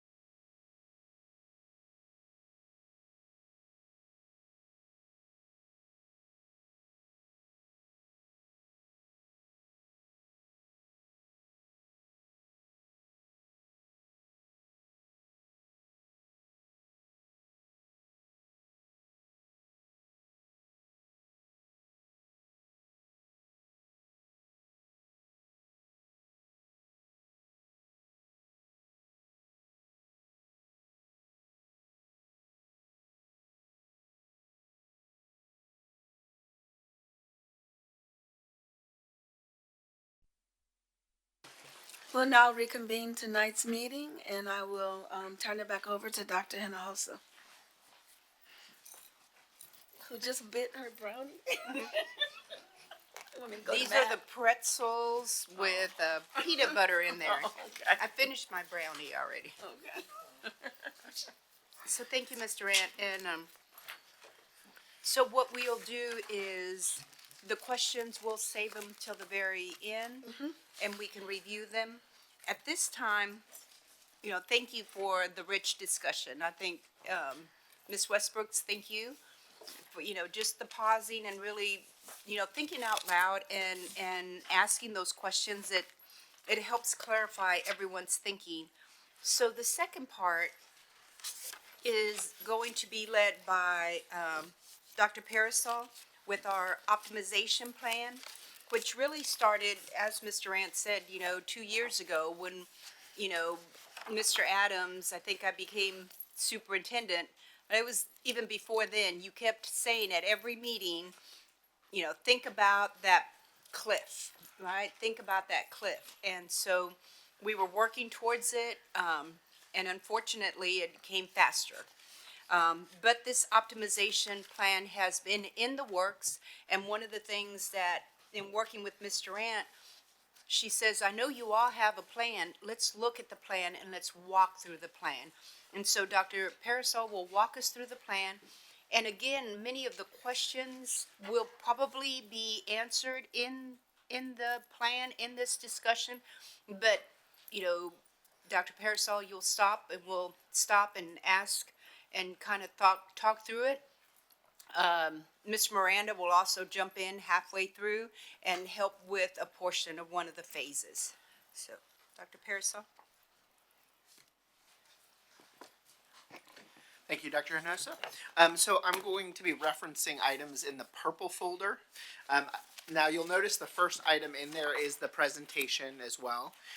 If you could hold off on looking at the other items, because there's a lot of rich conversation that can happen in them at the various stages, and so want to make sure that everybody gets their questions answered, and we'll get through those other items and go through them in detail. So as Ms. Westbrook shared earlier, we've been working together as district leaders and our campus leaders, as well as the community, and working to address the deficits and the lack of funding that we are receiving from the state for the last 3 years. When Superintendent Hinojosa came into office, or into her position, that we had a budget deficit already that year. And that a big part of that is the inflation, 20% inflation since 2021. We know this is part of the board's legislative priorities as well, asking for an increase in the basic allotment. When you talk about we're at 6,000, we need another 1,000. It seems like a lot, but actually, when you adjust for inflation, we need a little bit more than 1,000 just to make up for the inflation difference. Texas is also one in only 6 states that reduces the amount of funding that we get from our enrollment because of attendance. This has heavily impacted across the nation. Where school districts are facing challenges with attendance as families and the culture has changed. We actually stay home when we're sick now, which I think is a good thing as a society. We're also prioritizing family time too, and so sometimes families are taking more times off, or whether that be for family reasons, family events, vacations, religious holidays. So overall, there has been a culture shift in the United States, and with Texas being one of those few schools that reduces funding with decreased attendance, that has impacted us. We also have declining enrollment, and we're going to look at some data tied to some work from our demographer and looking over the history of where we have.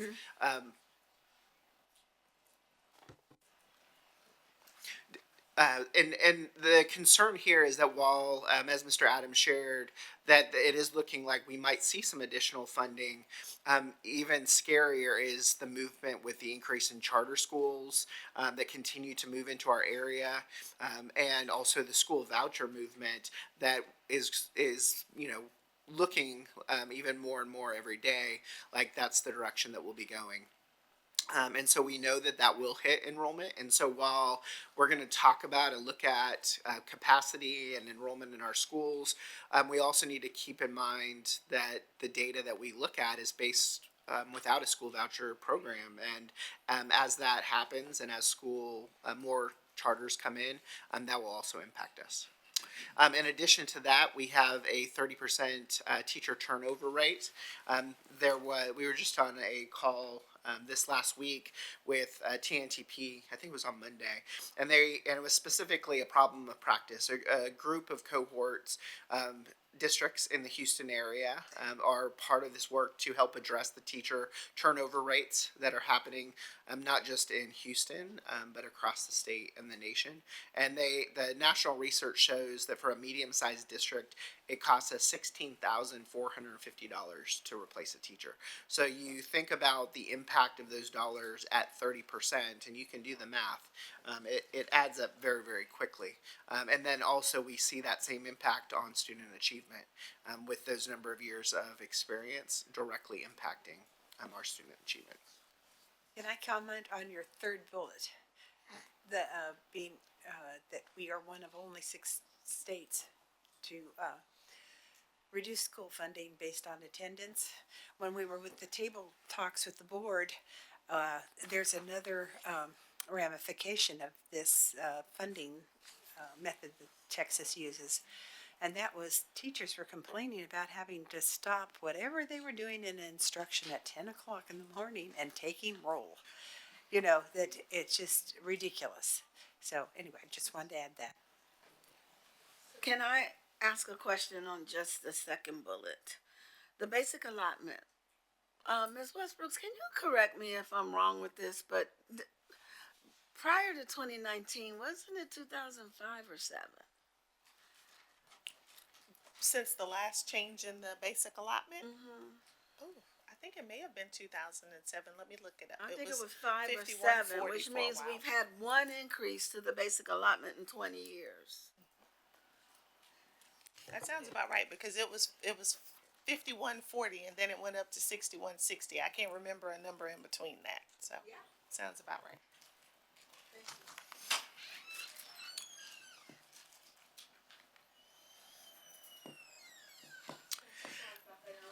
Yes, no, and then that is a really important point because even then, the inflation that happened between those dates, very little.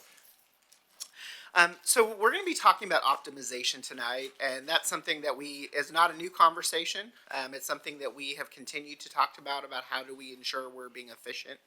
And as we're looking at this, the goals of our optimization work has been first and foremost to improve and enhance our educational outcomes.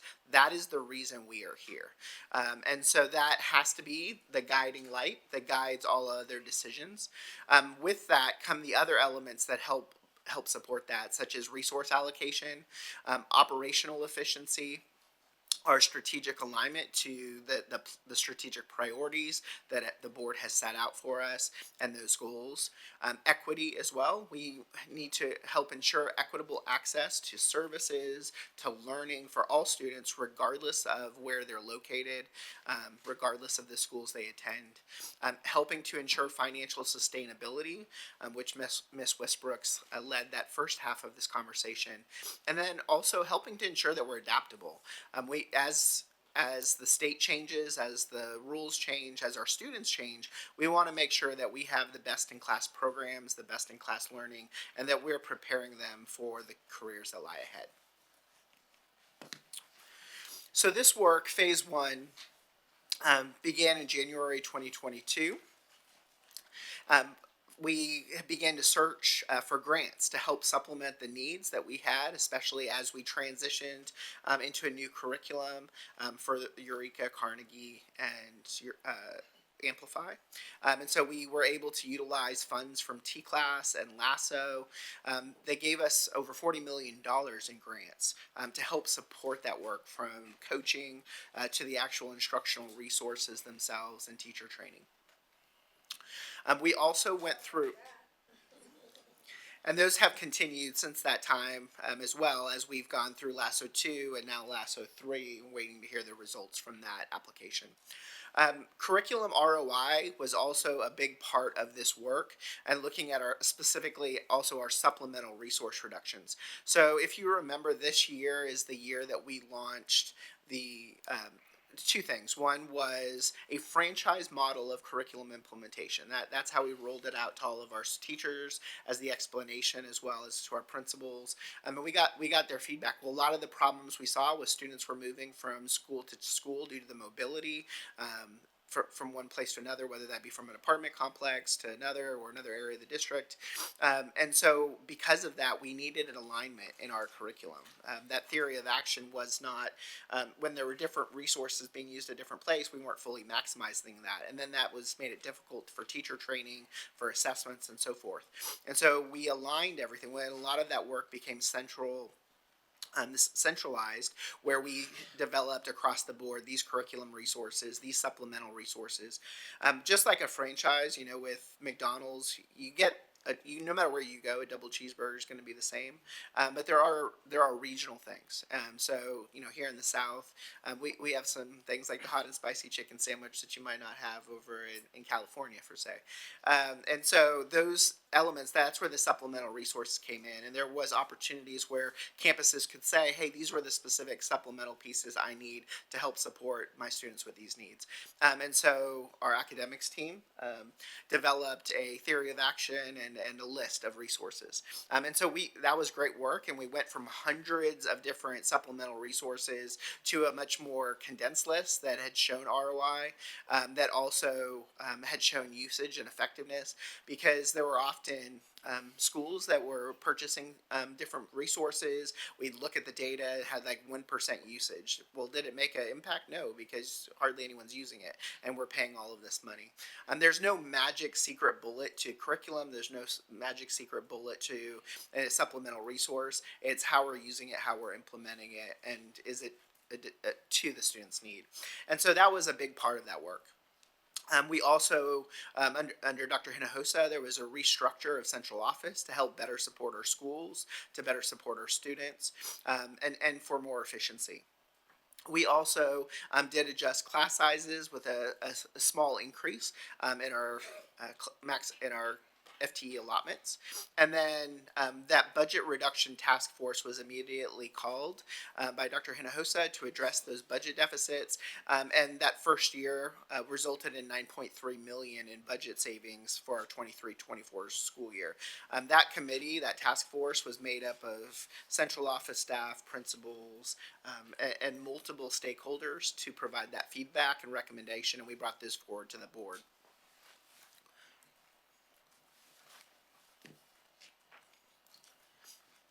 That brings us into phase two. So immediately after that, phase one was July 23 to June 2024. And so that's where we launched our year two budget reduction task force. Another $13.3 million in budget savings were achieved. And you may remember, I think we met for 4 or 5 months just walking through the options from those recommendations. We also conducted a TASB staff study during that time, looking specifically at central office and comparing the central office makeup in our departments to other districts similar to us in composition, and from that we closed over 30 central office positions. We also had a ABLE master schedule audit. I had to look at a few things: the instructional minutes that our schools were providing students. Was it having an effect on student achievement? The alignment of schedules, adjusting staff protocol, and from that we ended up adjusting staff protocols to better align with district staffing ratios. We saw that they were, if you remember, they were pretty high out of sync with our actual district staffing ratios. And we also gave principals more autonomy in helping to choose which positions, where before they would say, you have this many CTE, this many PVA, this many athletics. Instead, we really drove with the support and training our master schedulers and principals to focus on student first master scheduling, and then from there you choose your staff based on student requests. Dr. Paraso, I just noticed, I just realized as you're talking through this, that not all the bullet points have a dollar amount associated with them. Is that possible? So so I can go back to phase one. Curriculum ROI, can we quantify how much money we saved because of that? Or because we can identify that we got an extra $40 million in grants. We don't have we have the amount that we reduced because of the budget task force, but we haven't quantified the savings associated with the central office restructure, the class size adjustment, or the TASB staff study. So I'm just wondering if it's possible to do that. It's so when the central office restructuring and the class size adjustments, that all folded into the 9.3 million. Mm-hmm. And the curriculum ROI and the supplemental resources, that was the first year that the Theory of Action Committee was in place. And so for any schools that wanted to purchase any additional materials, they had to come to the committee. So it was a savings where they were not spending additional money if the curriculum team or the academics team didn't approve it. And it also helped target their spending of their Title I monies. So this 9.3 million covered those bullets. I understand. So for phase two, I think it would be nice to see it broken down. right? Because I know that there was a cost associated with the ABLE audit, and so there's a cost, but then we anticipated some benefit, and so it'd be good to be able to see that quantified in a document like this. And we can certainly break it down. So, for example, the restructuring of central office, the elimination of 2 chiefs, three chiefs, assistant. So those we can do that. The same thing with the 30 central office positions. It all funneled up to the 13 million, but we can break it down to show what it was. And I had a similar question with the curriculum ROI. You mentioned, Dr. Parasol, for the curriculum ROI that there was a 1% usage for some of the materials. So was that the main? Because as we have been talking about ROI a lot, was that the main rationale when it came to? You said there were hundreds of supplemental materials. It was mainly at that point based off of usage.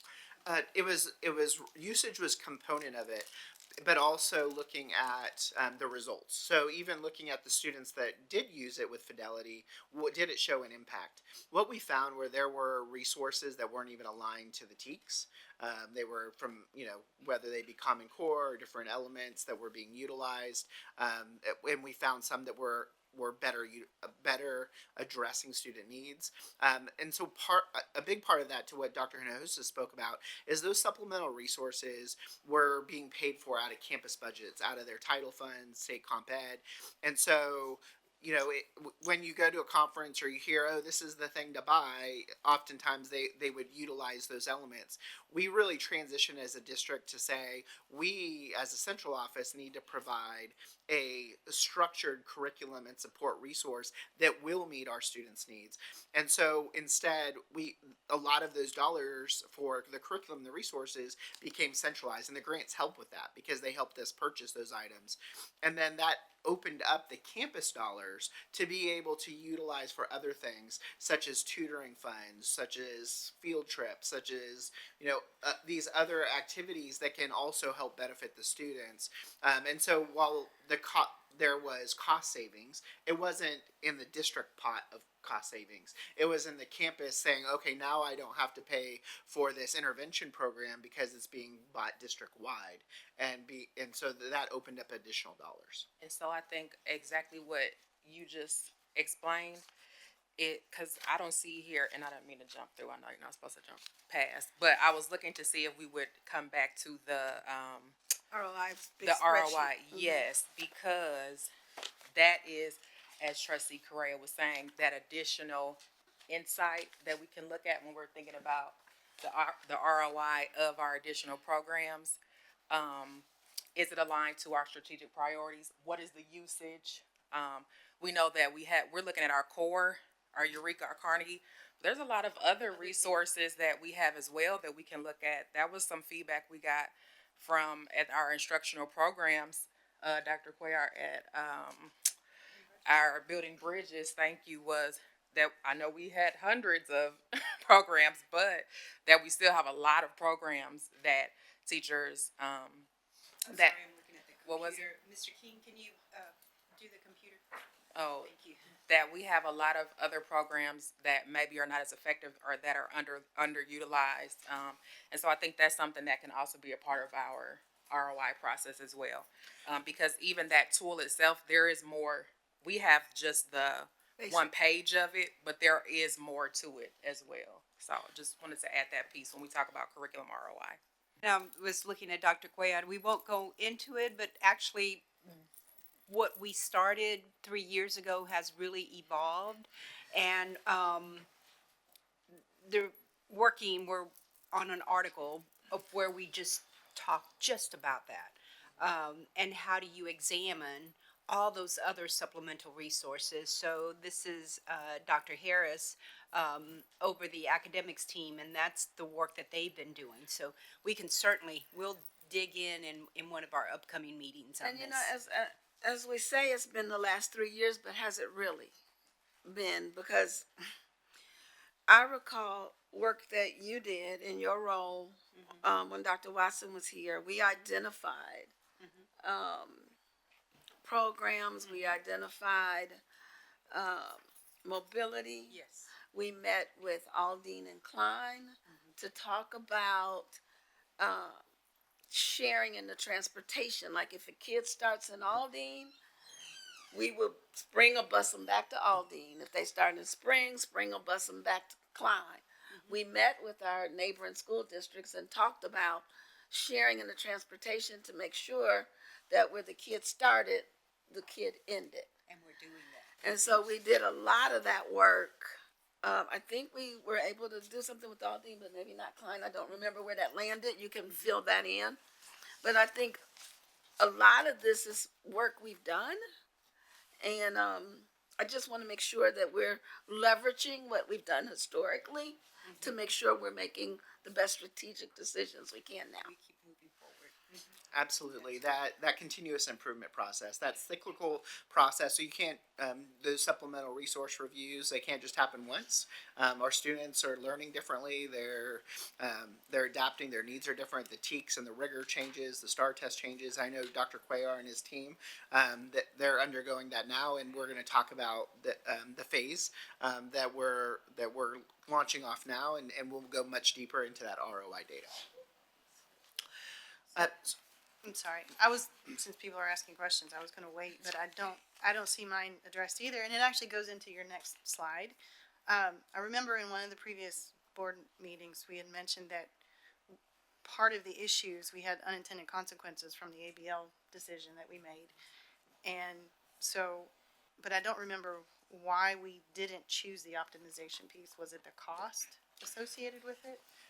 So there was, if you remember in that contract, it was focused on conducting the audit, and then there was professional development where campuses created plans based on what their next steps were to help ensure opportunities. Ultimately, the master scheduling, what we're seeing with some of the challenges for student programs, were inefficiencies of master schedule. So opening up that autonomy to choose your FTEs. There was opportunities to have more in the electives. You know, our principals are really feeling the pressures of reading and math achievement, and so what we're continuing to see is those class sizes being smaller. And as you're putting more people into that, then it also reduces your other elective opportunities. And so, you know, done with good intentions, more intervention times, these cores, but ultimately you've got to have that balance, because the CTE classes, the PVA, athletics, those are also things that excite students to come to school. They may not first see the love of reading or math, and so, you know, it has to be that whole child approach. And so one thing that our master scheduling kickoff we just had with our high schools and middle schools was focused on helping provide them more guidance, so giving them a checklist to go through of these are the things that are those non-negotiables that we need to have in the master schedule. We've also built in for this next season multiple stops where district departments are going to come in and review the master schedule with the campus and provide feedback and insights, and so we don't get to a place where it's the master schedule is almost done and then we're reviewing it, so we can help prevent some of the challenges that came with this last year. So I just want to make a comment just for us to kind of keep in mind as we're talking about the master schedule and talking about capacity.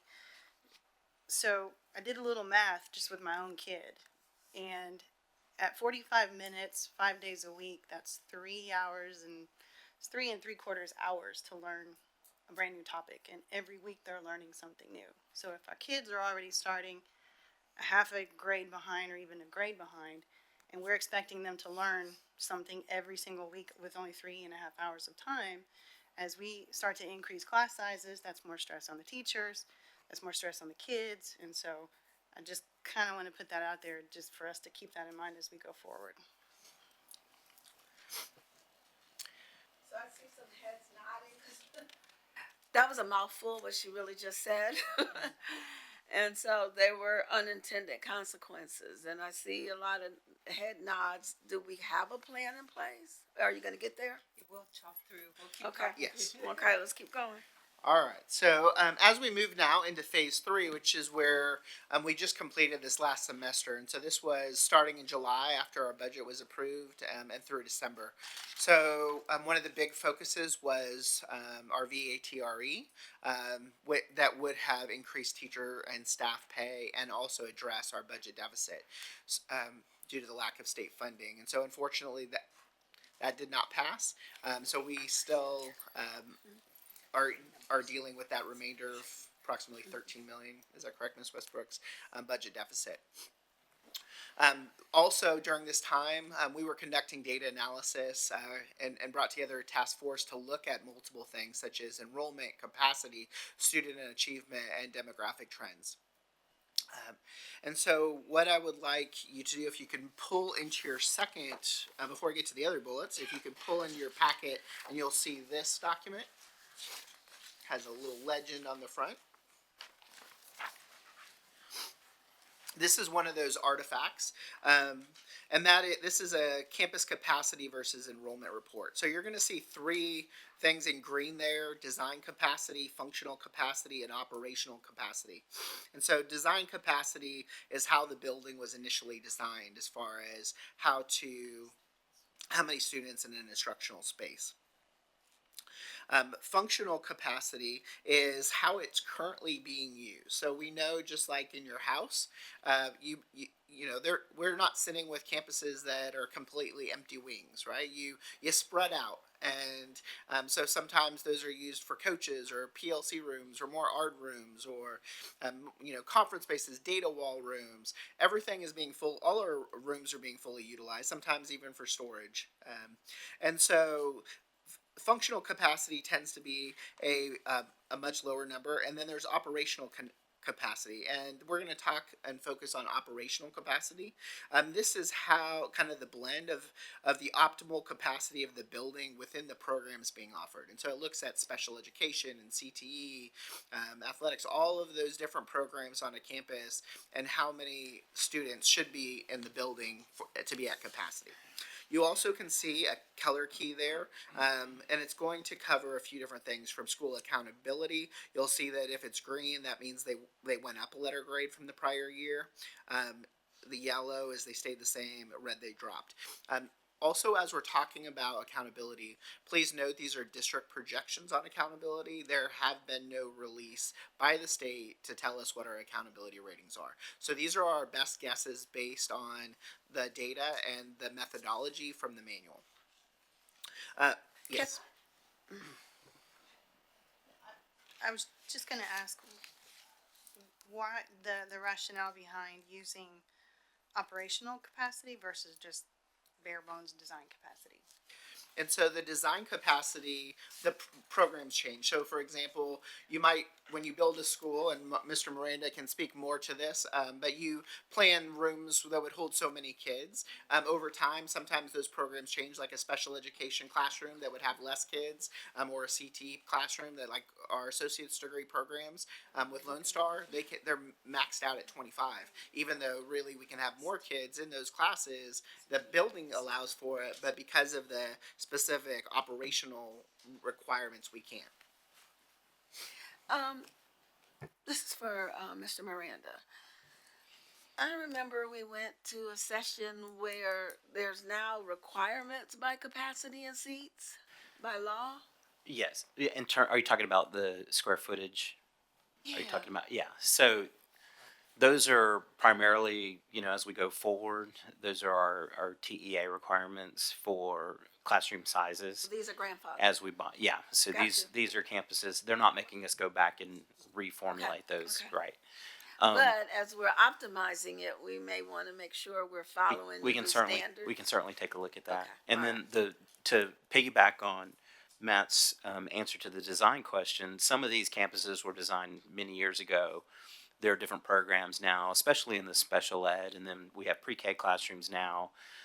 So some of the classrooms have different requirements than when these were originally designed. So the operational capacity is intended to take that into consideration. Yep. And if you look now at, all of this is mandated. Yeah. Okay. and there's changing codes regarding the structures. Well, also tied into that is the instructional program. So if you have more blended learning and interactive learning spaces, your class size ratios are different than if you were just going to be the traditional, we sit in rows. And so all of that's into the new guidelines. And so this is all work that the task force did as we're looking at the data. And this was a study that was done a few years ago in 2020, July of 2020, that provided the capacity. I did want to point your attention to that key on operational capacity. So ideally, we want to be between that 80 to 100% for operational capacity. The 70 to 79 is still in an okay range from a facility perspective. The danger comes when you get below 69%, especially down below 59%, because what it's showing is inefficiencies in operations. And so if we flip to the next page, just kind of walk you through, we're not going to go through all the schools, just want to walk you through a couple that will help lead to a conversation that we're gonna have. that Mr. Really Moran- quick question, is that Blue Link the study, I'm sorry? that capacity study from 2020, that's, That's correct, yes. Okay, thank you. Listed as the source, the data source. thank you. So if you look on the second page, so there's elementary first, and then behind it is middle and high school. But if we could look at elementary, you can see in that first line, it shows the school, Anderson Elementary. It was the build year of 1979. It also shows that accountability letter, and we can see that it actually moved up. That school improved a whole letter grade from the prior accountability year, based on our projections. The enrollment is the snapshot data. So that was the end of October. Those were the students that were with us, where the funding comes from. If you're looking up on the screen, there is slightly a different chart for space. We condensed it, and also for that is it is on this document. If you pull into this document and look at the full spreadsheet. If you remember, the accountability ratings have not been released, and those are only projections. These are projections? That is for Okay, accountability. so it shows it went up a whole full grade level. Can we get the previous one so we'll know what it is for each of them? Yes, Okay, thank you. and we'll be providing 4 years, I think is what the board requested. We'll provide that document as well. Thank you. So the snapshot data you can see there, the projected enrollment is where we initially helped staff the campus at during the staffing conversations. It was what the data showed from the historical trends of what we expected for enrollment.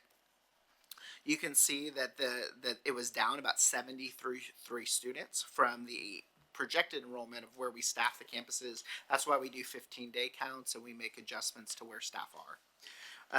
If you're looking at operational capacity, that campus is at 68%. So it's significantly lower. There is capacity for another 289 students at Anderson Elementary. And then that last column is functional. So that's based on how it's currently being used. So if a room's used for storage, it's obviously not going to have allowed for students, or it might be used for a PLC room and a data room. And so that provides opportunities to make room for those additional students. In comparison, if you take a look at Burchett, and it might be easier if you have like a little paper or use the folder to look down, but you can see that Burchett Elementary, as you move across, they've kept the same projected letter grade, and their enrollment is actually higher, and so they actually end up they're at 99% operational capacity, so they are pretty full at the moment. Their projected enrollment was 924, and they actually have 982 students, so 58 students, and that's a big part due to the new subdivisions coming in around. And Mr. Miranda is going to share the demographer's data with us. I'd like to look at one more, and that is Jenkins. And so here, Jenkins, we can see also has maintained that academic rating. And they are only at 53% capacity. So they have room for another 526 students.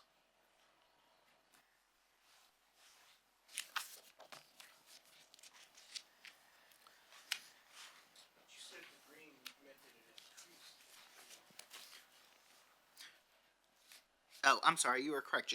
It did. Jenkins did increase the letter grade. Thank you for that correction.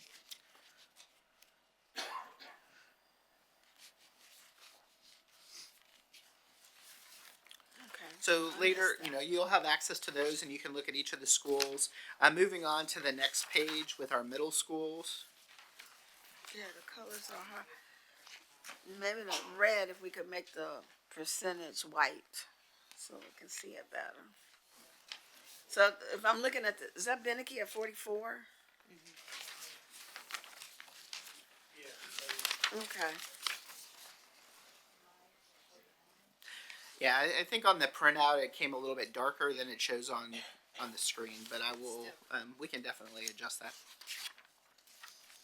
And so this was the work that our task force did as we went through and looked at our quality seat analysis. So we actually do this each year as well for our quality seats to see, where there are opportunities. A good example of that, if you look on the next page, I just want to look at one school, and that's Springwoods Village. You can see that at Springwoods Village, we've actually been able to increase the enrollment there, and that has been in part opening up those school of choice seats. And so giving an opportunity for other students not directly zoned to Springwoods Village to participate in that IB program. And so their utilization has gone up. Another area, just one at high school, if you could look at Westfield High School, you can see Westfield is one of the campuses with the largest concern for high school, where the primary campus is operating at 38% operational capacity. And then the 9th grade center is at 62%.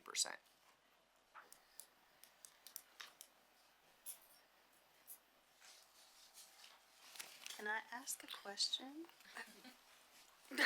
I think we all got questions.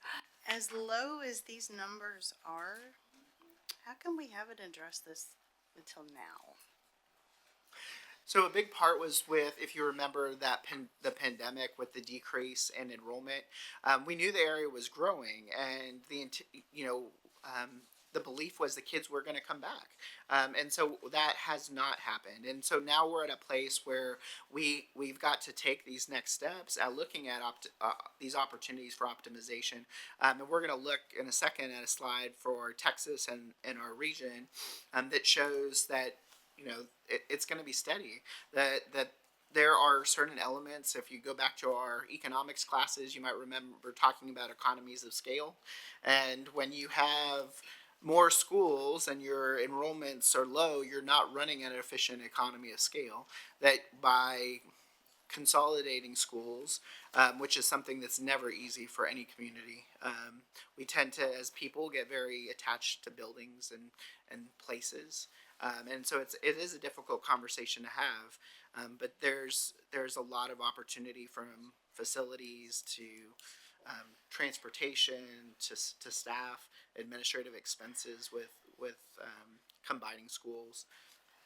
So, I hear what you're saying, but given how low these numbers are, I feel like we should have been having this conversation at the beginning of the school year. Because now, as we're looking at this, whatever plans we put in place is not going to go into effect until 26, 27, maybe? I disagree. I think they can be done in August. August? Either way, I just question why we're looking at this at the end of this year, basically. The numbers are distressing. And I know everybody feels it. Because we're at 64% and below. Like, alarming. And those were concerns that had been brought up as part of our actually year 1 and year 2 budget review conversations. However, they were not elements that we were under the understanding that wanted to be entertained at the time. So The board's always been open to optimization. I think in December, we had some concerns about outsourcing it. But other than that, y'all correct me if I'm wrong. Okay. if you could look in your packet, you'll also see this document. It's folded in half, so you'll see it in half. And I apologize for the small print, but we'll make sure it's in the board update so you can zoom in a little bit closer. This is another document that our data analysis task force uses. It's part of our continuous improvement plan. Data research is, this is one tab, but we also look at other elements such as student achievement. And so this helps us in our planning as we're looking at opportunities to increase, to provide different grants or different services or programs at a specific campus or deploy resources. So if we can look at Anderson first, you're going to see as you move across, it shows the campus tier. So if you remember, we have our tiered system of support that our assistant superintendents of school leadership lead, and different resources are deployed from the academics team as well to the campuses based on their tier. So there's tier 1 through 3, with tier 3 having the strongest, the most resource intervention. You can see on here the projected ratings as well as the projected overall score. That next column is Federal Accountability Support Label.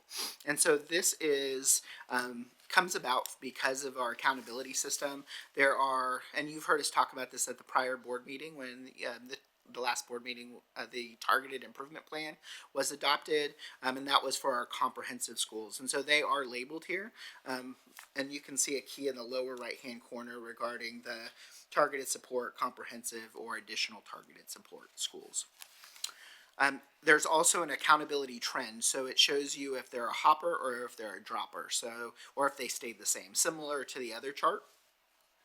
You can see 2-year enrollment, so showing for Anderson, they were at 691 in 2023. Now they're at 638. And here it also shows you the percentage of change year over year. So you can see that they've lost 8% in 1 year of their enrollment population. And so their enrollment trend is trending downward. There's also the teacher retention rate. And so this takes into account teachers who were on the same campus and stayed on the same campus from the prior year. So if there are other teachers who may have been on Anderson, they went to another school, they would not be included in this specific column, because we're really wanting teachers to stay at the same school, work with those students, and be able to impact that student achievement at their same place. So that's one of the pieces we monitor. Also, you see the principal's name, the years of tenure. So if it's their first year, it would be a 0. So in this case, this is the 8th year for Ms. Falcon. And then it shows if they've received any T-class or SAF grants, as well as are they a school of choice, any kind of innovation or specialty, and then school actions and innovations.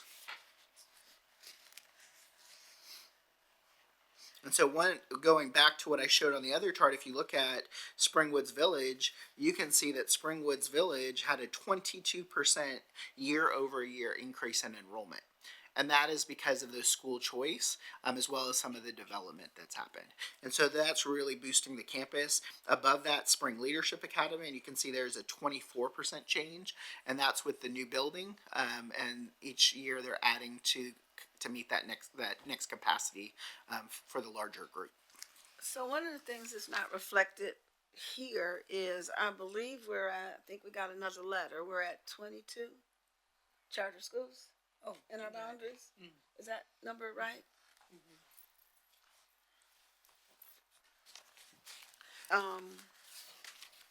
I'd like to see how many charters are aligned to these campuses. And so charters can pull from any school. We do have data that we analyze that shows where our students are going. So we, for example, have a list of what charter schools are pulling the most from which schools and which schools are losing the most. We'd like to. We can share that data as well. I'd like to see that as we partner with you all to make some decisions. And that is a great point, because that leads to the innovation and specialty. So we currently, one of the biggest loss of students has been to the School of Science and Technology.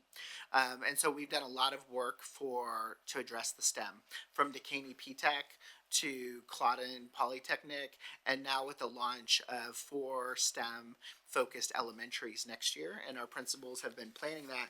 And so you can see under the other 24-25 school actions and innovations, the development of those STEM programs. So if you look, you can see Clark, you can see Heritage, where it talks about, incorporating Project Lead the Way, Lego League Robotics, these elements that we're bringing into these schools who are losing students directly to these STEM focused charters. And so She's got a list. yeah, we do. We provide services that charters cannot provide. We provide services to all kids. We Needs don't to be say, oh, if updated. you don't meet these obligations, you can't come.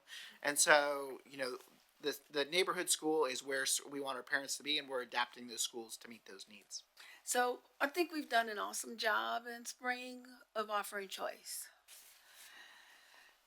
And I don't know, is it a way to offer students to enroll in our schools of choice with tuition? Is that a revenue source? It is, my fear is that they would not come to the school and pay the tuition. That would be my concern, especially with 80% of our students, 80% or more, that are identified as economically disadvantaged. It's just what made me think about it is, when we look at when she's sitting at 72%, we can definitely get folks to come to Winchie. So Are you talking about in district or out of district, Justine? both. Actually, I'm looking for a revenue stream to address some of these capacity opportunities that we have. Well, I really don't want a tuition at Winchie or early college. I think that they do a superb job educating all students. And you really are gonna. Well, early college, that's not even in our buildings. But Winchie has capacity to do that, and we're in opportunities for budget, and I just think, and I use Winchie as an example, but I think, is it not something that can be explored? I think we're facing closing elementary schools. Absolutely, Yeah. but not as many as I'm looking at here. And some of the concern with increasing the seats at Winchie would be it's going to pull from our main campuses. So when we're already talking about Westfield High School and the capacity issue there, opening up more seats at Winchie is not going to help that problem. It's going to only increase it. And it used to be that going to Winchie, there were programs and opportunities you couldn't get anywhere, and that's not true today.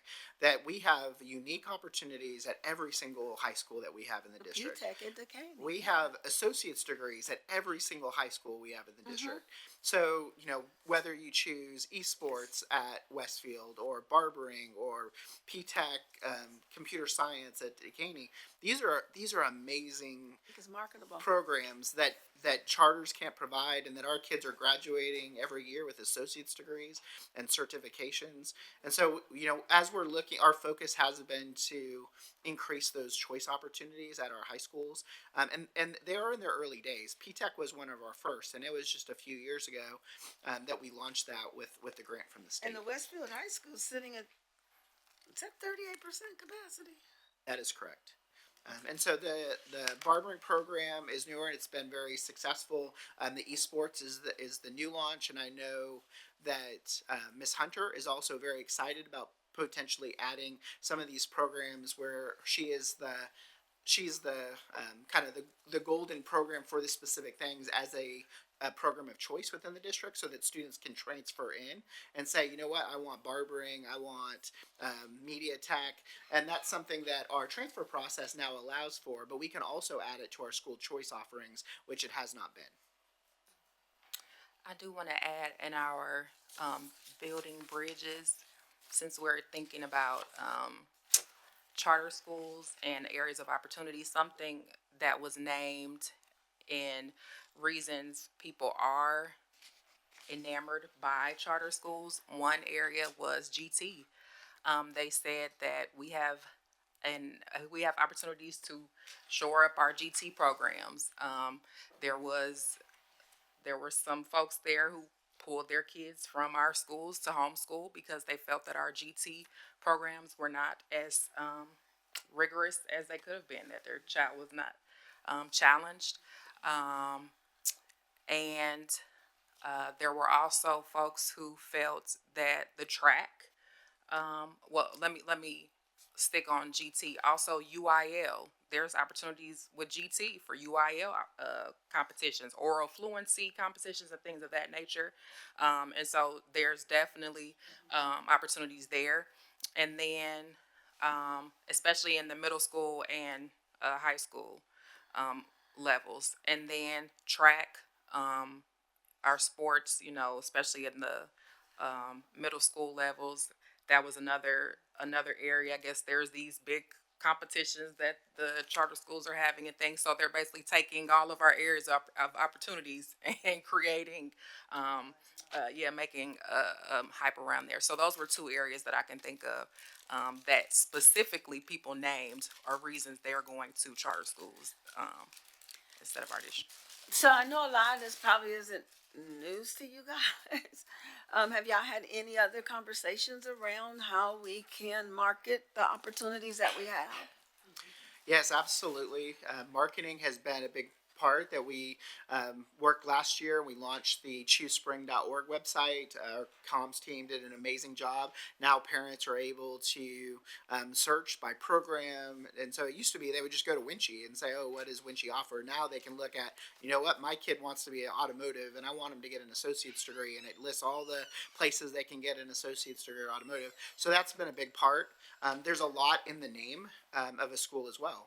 And, these schools come up with charter schools come up with some cool names. And, whether that be the school of sports science, even though it has a, F accountability rating, it sounds like, oh, that's where I want my child to go. Or these science technology schools, right?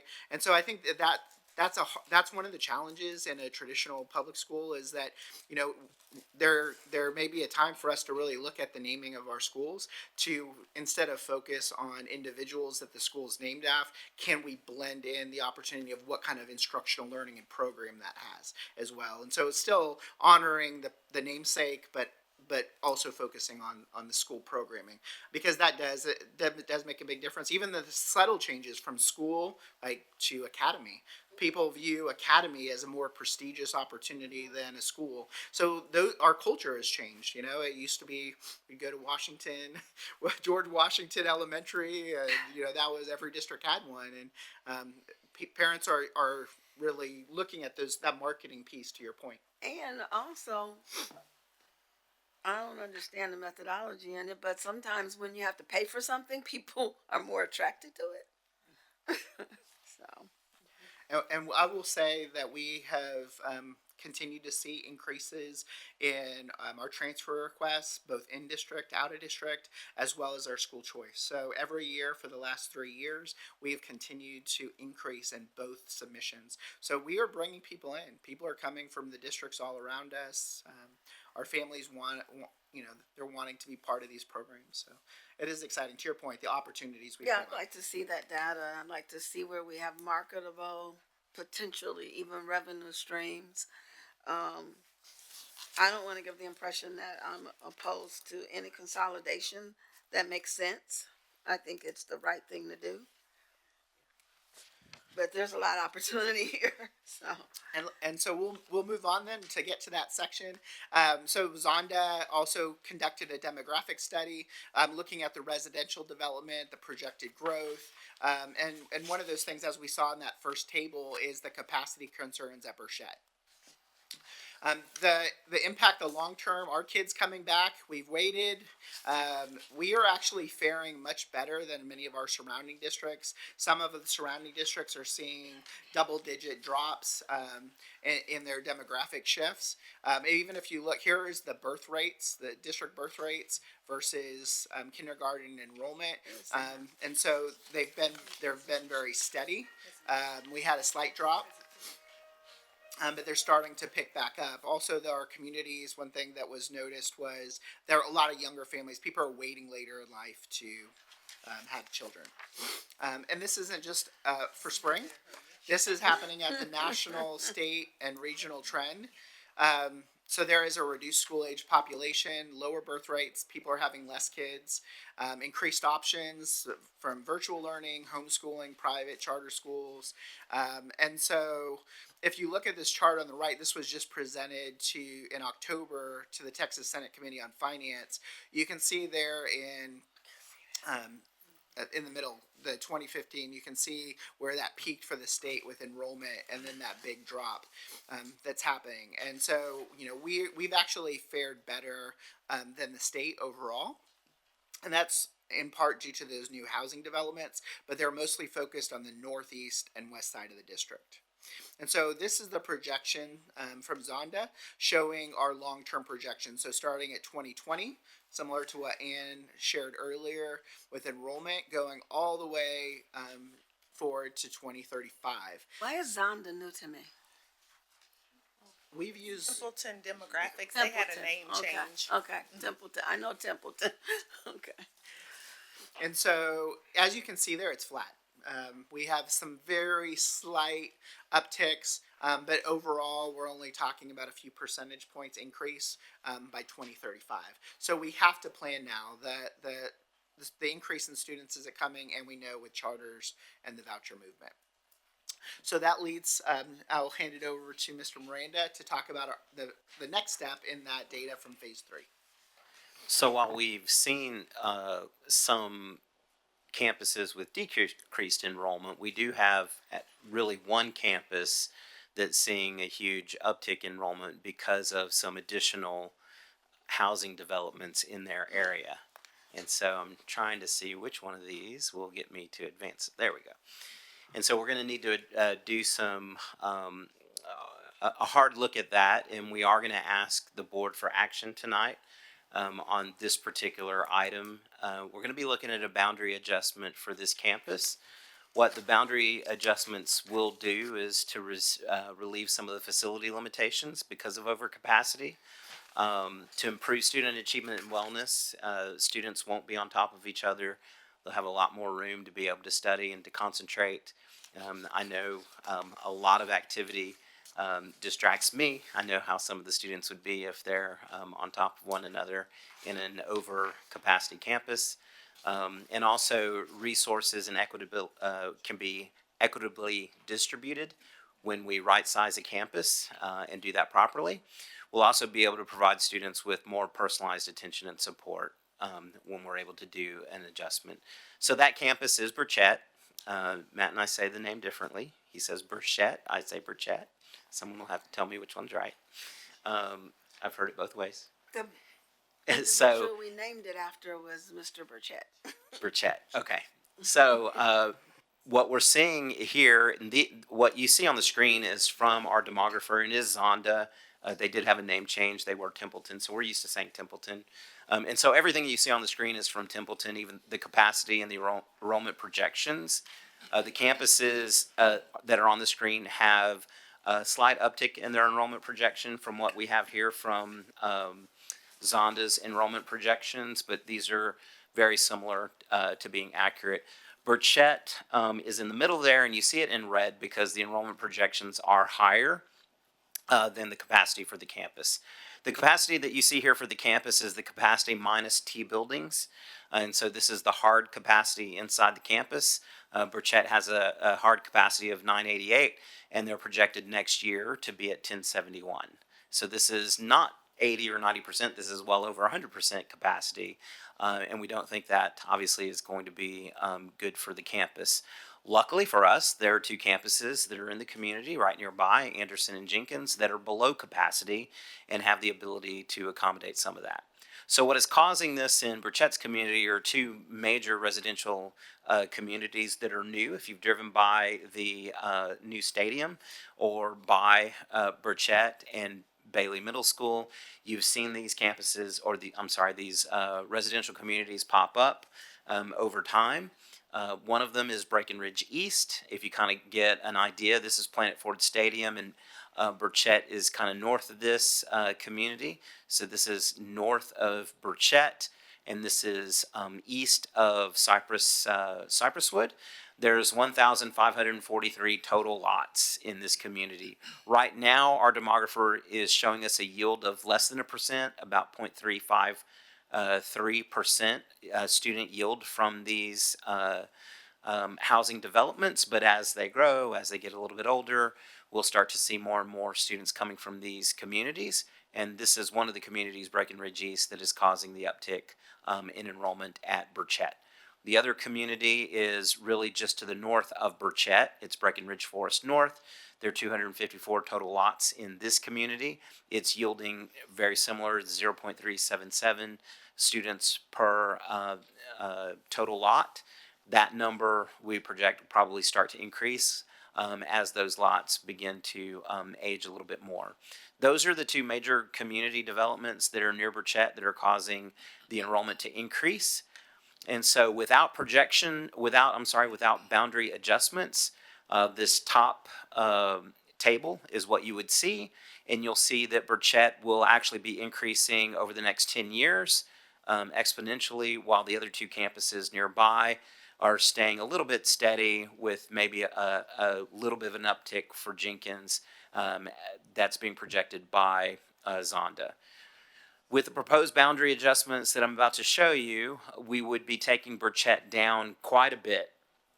And I'll show you the maps that'll show you kind of our proposed adjustments that we're actually getting from Zonda's analysis. It'll be taking it down quite a bit, but what it's doing is right-sizing Burchett for the foreseeable future. One of the things that we don't want to do is disrupt the community multiple times over several years. We'd like to be able to set them up so that over the next 10 years, this is a good setup so that they can last over several years and we don't have to do this time and time again, right? So if you look at Burchett here, this would right-size them considerably now, but if you stretch it out for 10 years, they'll be back in the 800 range over the next several years, right? If we don't right-size them to the level that we're planning to do or that we're proposing to do now, then several years from now, 2-3 years from now, we'd have to be back at the table asking for another adjustment. And so this is the proposed adjustments here, and I'll show you. It's better to be able to show you on the map what we're talking about. And kind of generally speaking, the brown is Burchett's current attendance zone. And so kind of look at the colors is the brown, and it's actually in the red circled here. Anderson is in this kind of, I don't know what color that is, orangish, and then Jenkins is in the pink.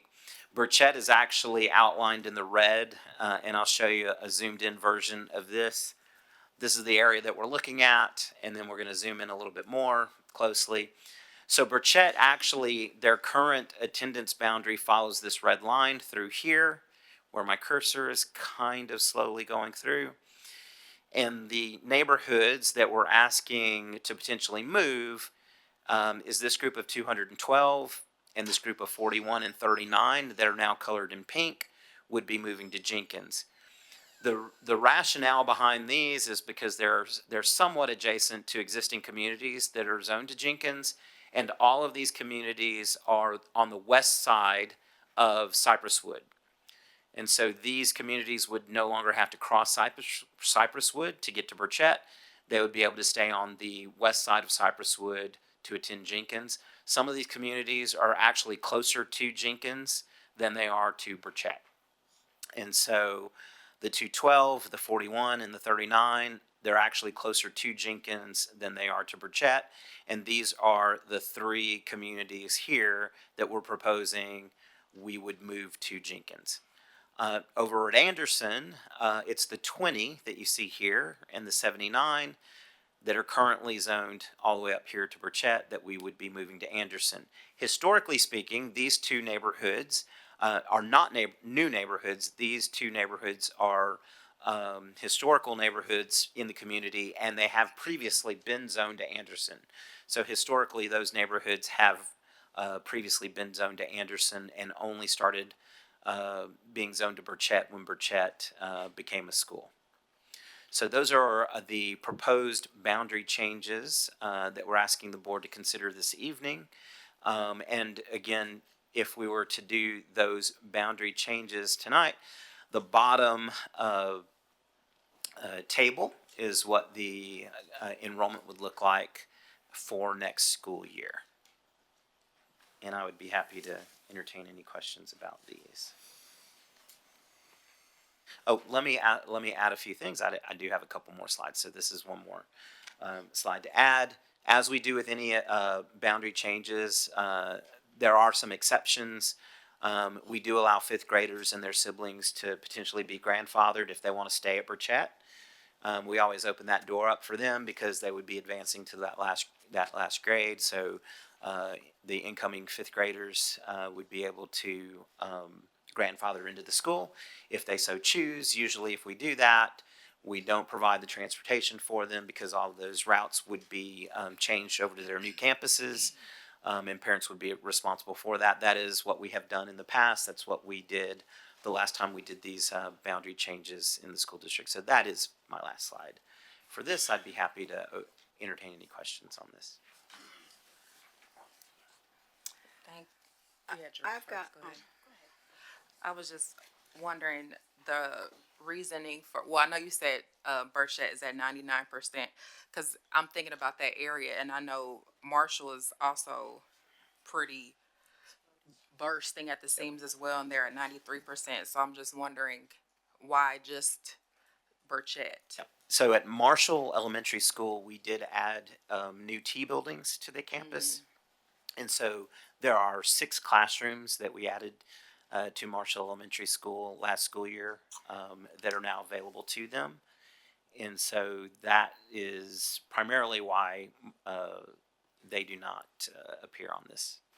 so a couple of years ago, So there's capacity for them. I'm sorry. Go ahead. You weren't through.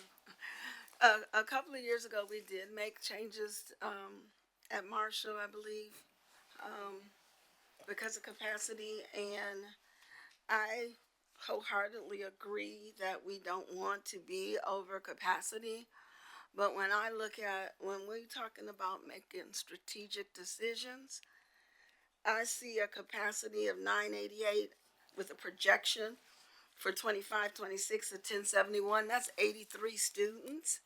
When I'm also looking at something to me that is more critical, and that are almost 50% of our schools well below capacity. I mean, our elementary schools are 64%, middle schools are sitting at, we're looking at operational at 61%, and high schools at 54%. To me, that's more critical. What I don't want to do, we made a change at Marshall. Now we're going to make a change at Burchett. Then we need to consolidate campuses and do an optimization plan. I don't want to keep band-aiding things. I believe we need a strategic plan, start to finish, that we take to the community and say, okay, Burchett, step 1. What's step 2? What's step 3? Step 4 is closing campuses in 2025-26. You know, so I don't want to make a change and rezone these students and then go through another optimization plan down the road, even though it may not be the same campuses or the same kids. It's the optics. It looks like we are not strategic. It looks like we're not thinking through what we're doing. I really want us to roll out a end-to-end strategic plan on what we're doing for optimization.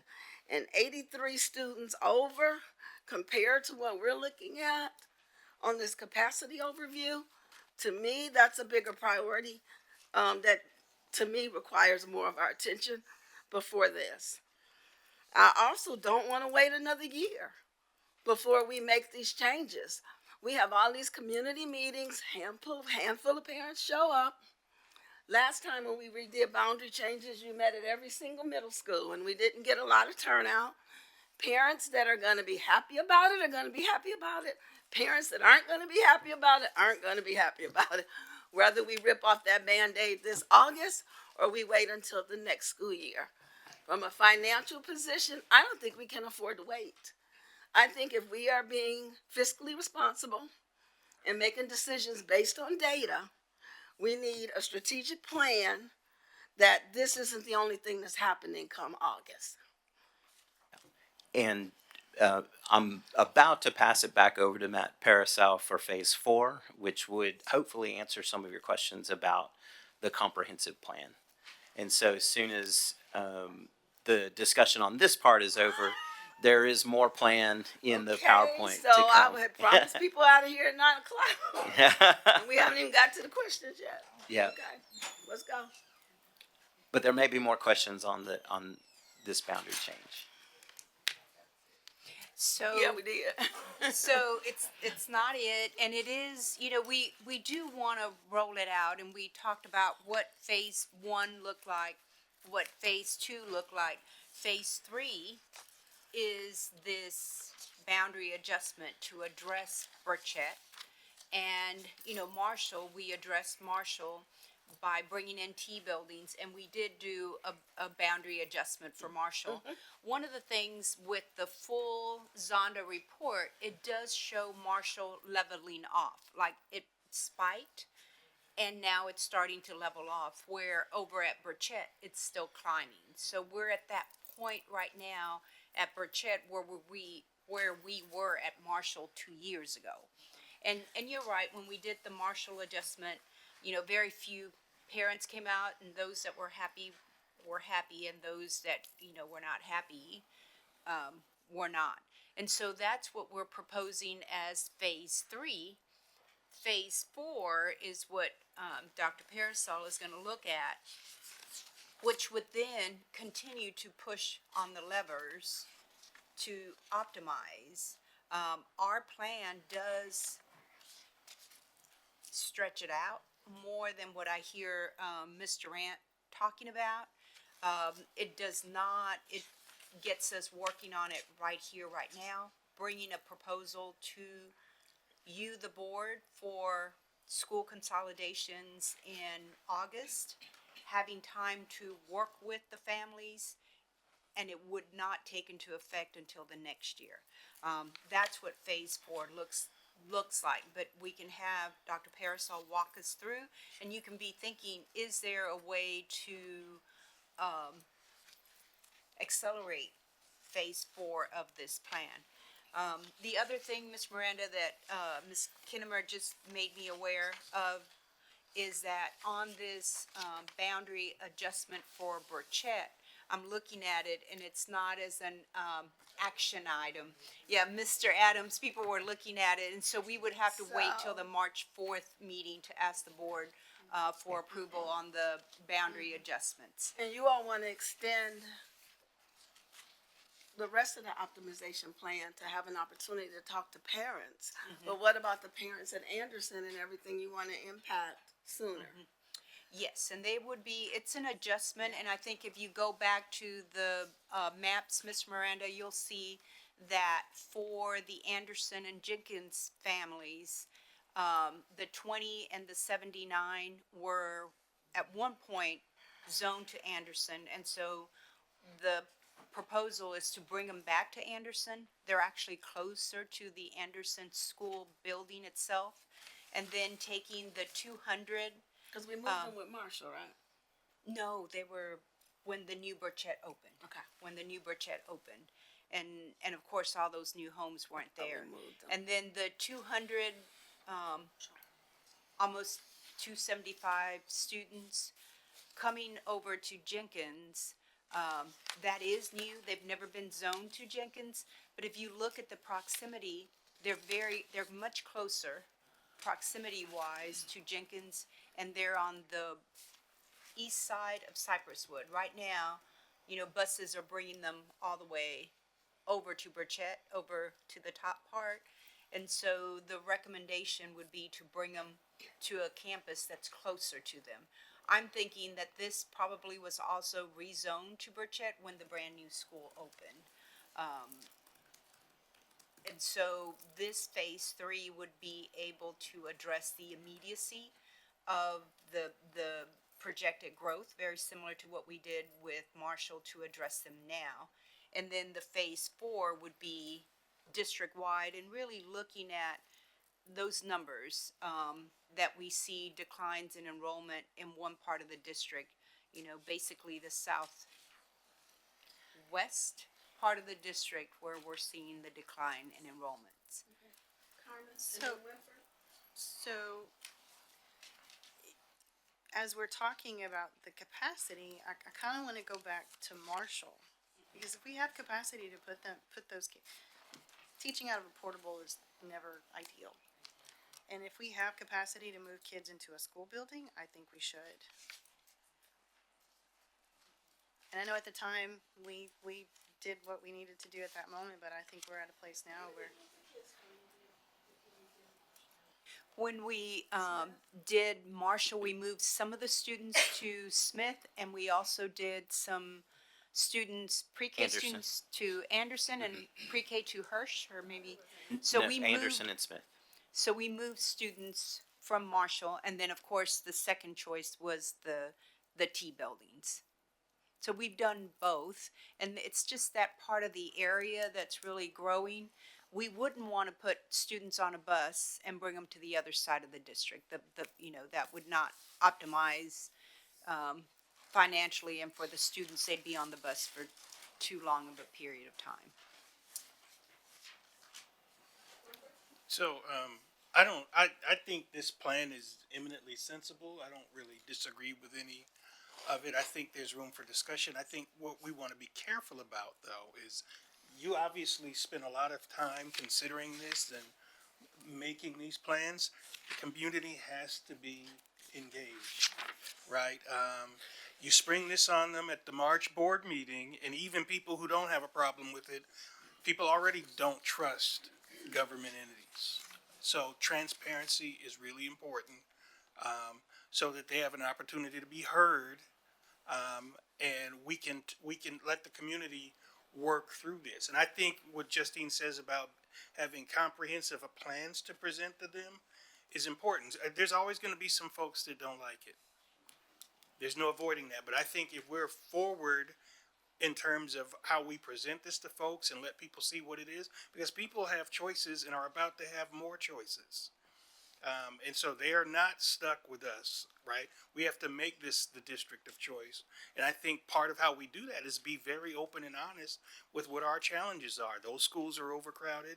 I don't want my child in an overcrowded school, and I want to know what the options are, but I do want to be consulted.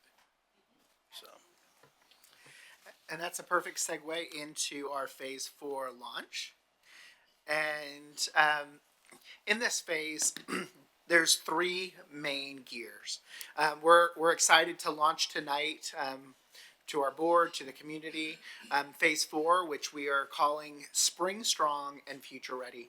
How do we look at these 3 specific areas to make sure that the spring that's in the future is built and designed around our families and academic achievement as well as student choice and opportunity.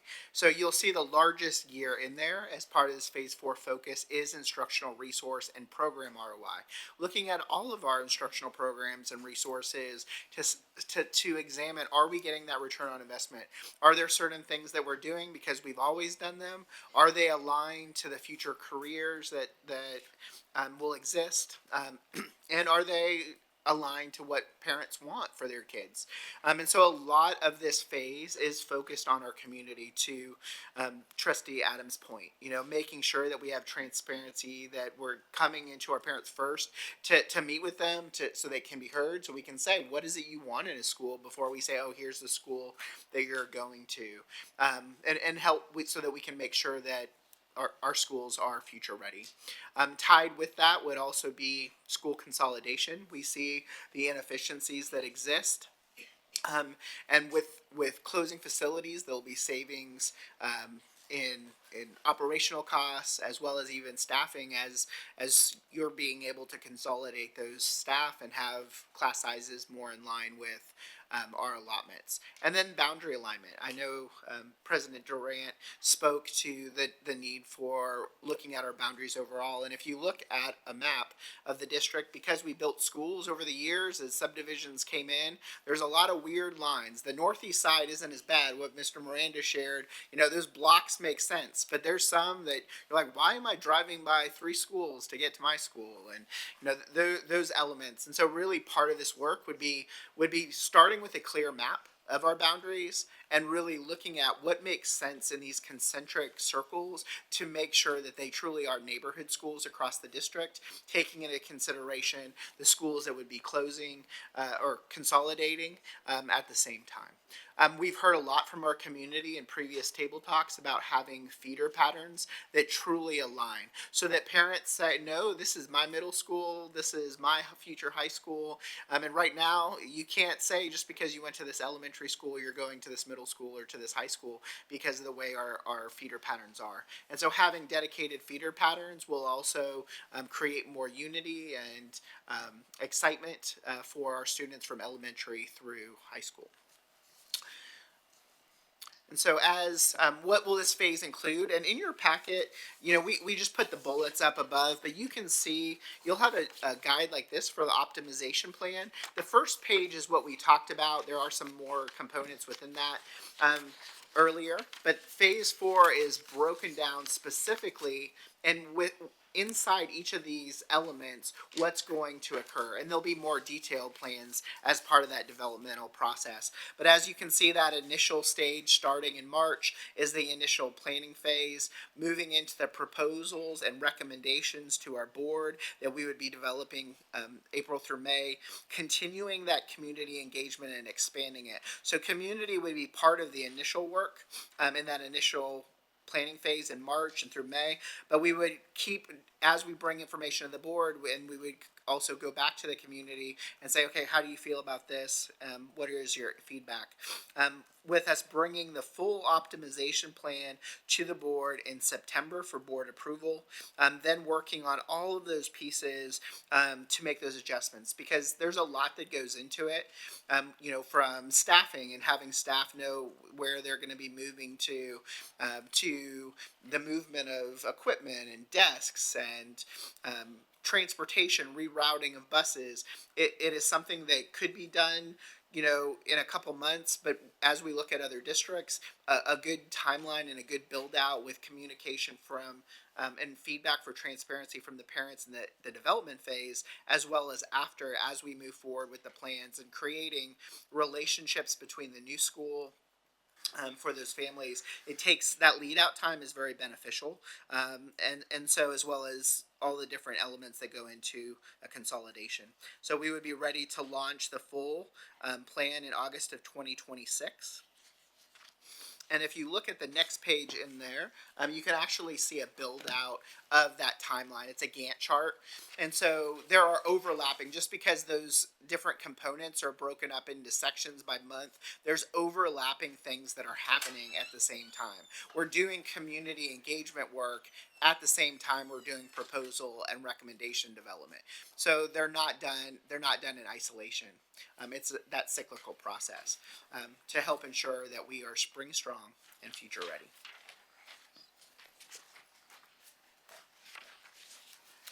I just struggle with it. I just don't feel like we have more time to continue to kick the can down the road. Some of the pressure's off of us from a budget perspective, but our neighboring districts have already all closed schools. This isn't going to be anything new to our parents or this community. It's happening a lot around the state, especially in Region 4. And I think we put a lot of time, resources, communication, materials into scheduling transparency with our parents in our meetings. But I think we're at a critical point right now, even with where our position is with the state from multiple perspectives right now, where I just feel like we need to demonstrate a full strategic plan. And I think it needs to happen sooner than later. And I think if we make parents aware in March, we hold meetings in April, it's not happening till August. I just, that was my thoughts before I saw the new pennies. But I don't think it's, this will be my third boundaries changes. So from my experience, I think we need to move quickly. I would like to, though, before we add items, and thank you for pointing that out to the agenda, that you and I collaborate on what's on the agenda. Because I wasn't aware there was a vote expected tonight either. No, I said no. We put it on there anyway.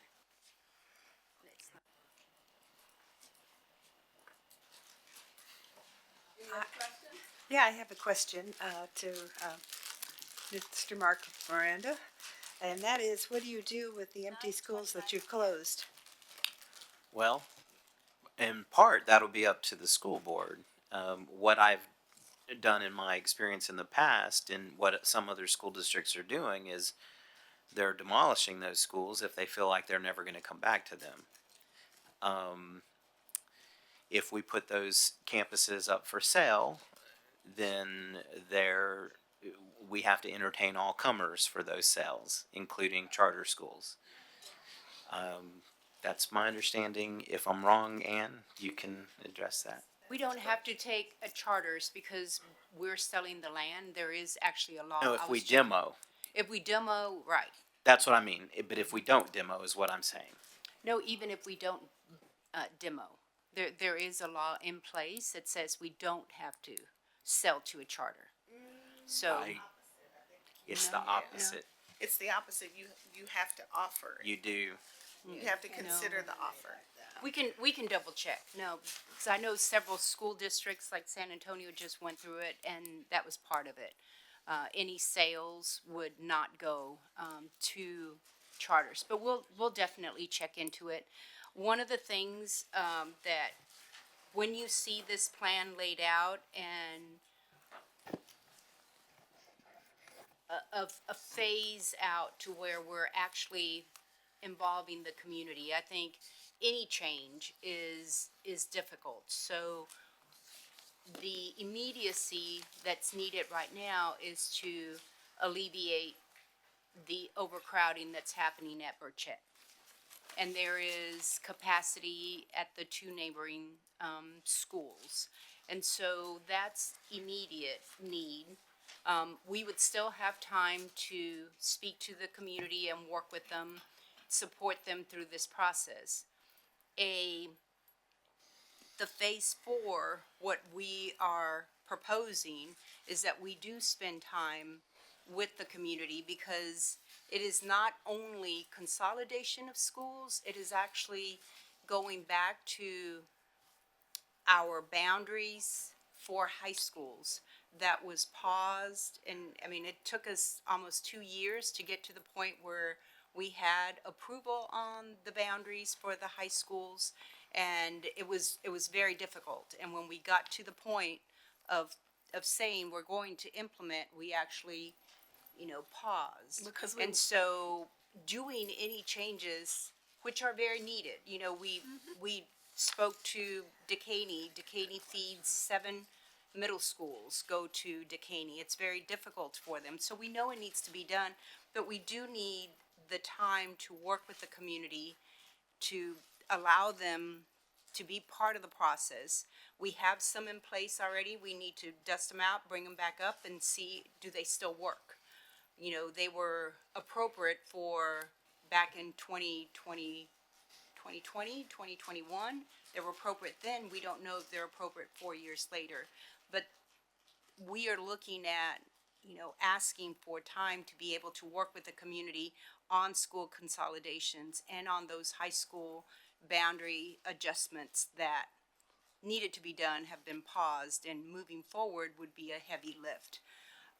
not only for transportation, but most importantly for programming for students. We've got to think about any adjustments to the middle schools means adjustments to their future pathways and what they were aligned to do.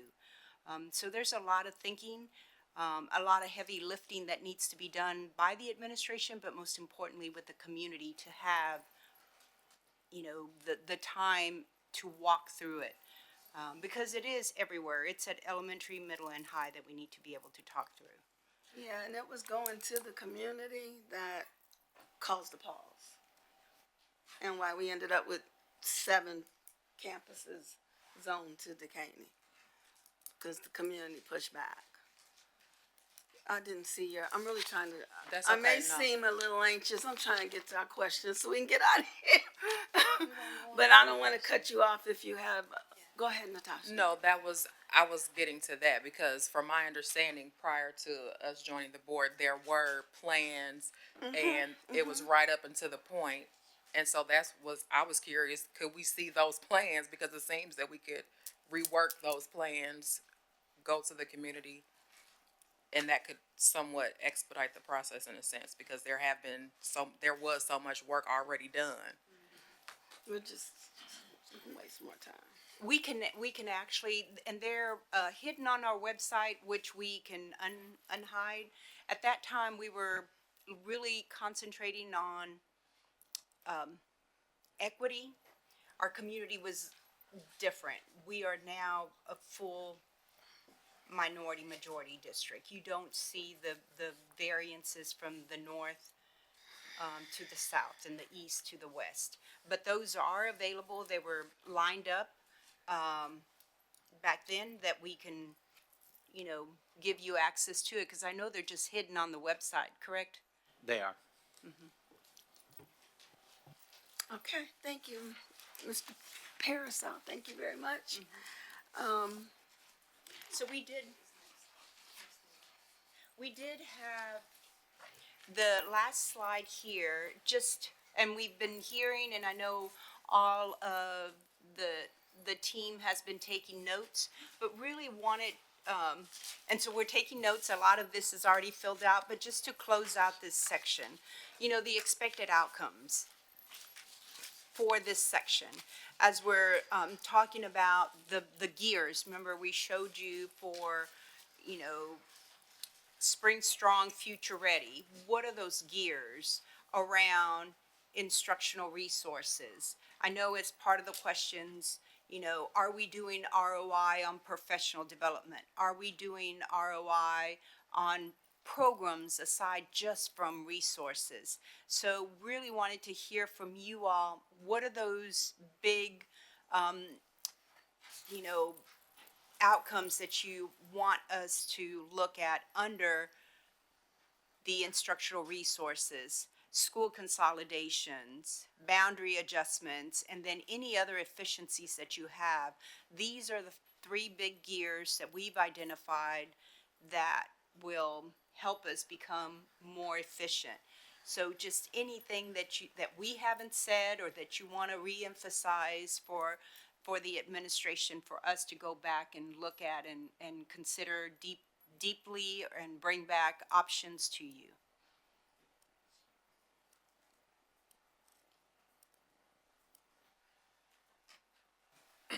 So as I look at this now, Dr. Hinojosa, I don't really have anything for you, but as I think about this, as I process, Follow up. yeah, I will definitely have some stuff to add to this. Thank you. Thank you. Does anyone have anything now, or you all want to? Yeah, it definitely feels like a follow-up, but I shared with the ROI earlier, Dr. Parasol.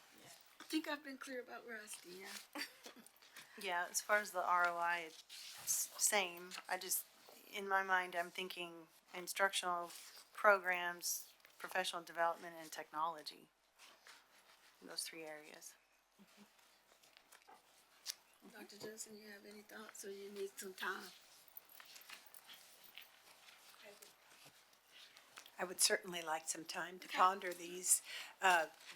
School consolidation, I think, is absolutely imperative to get done.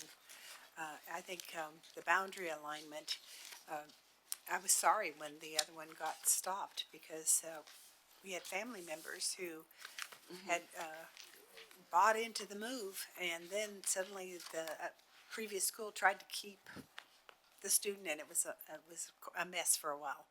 So I feel like when we say we're going to do this, we better follow through and do it.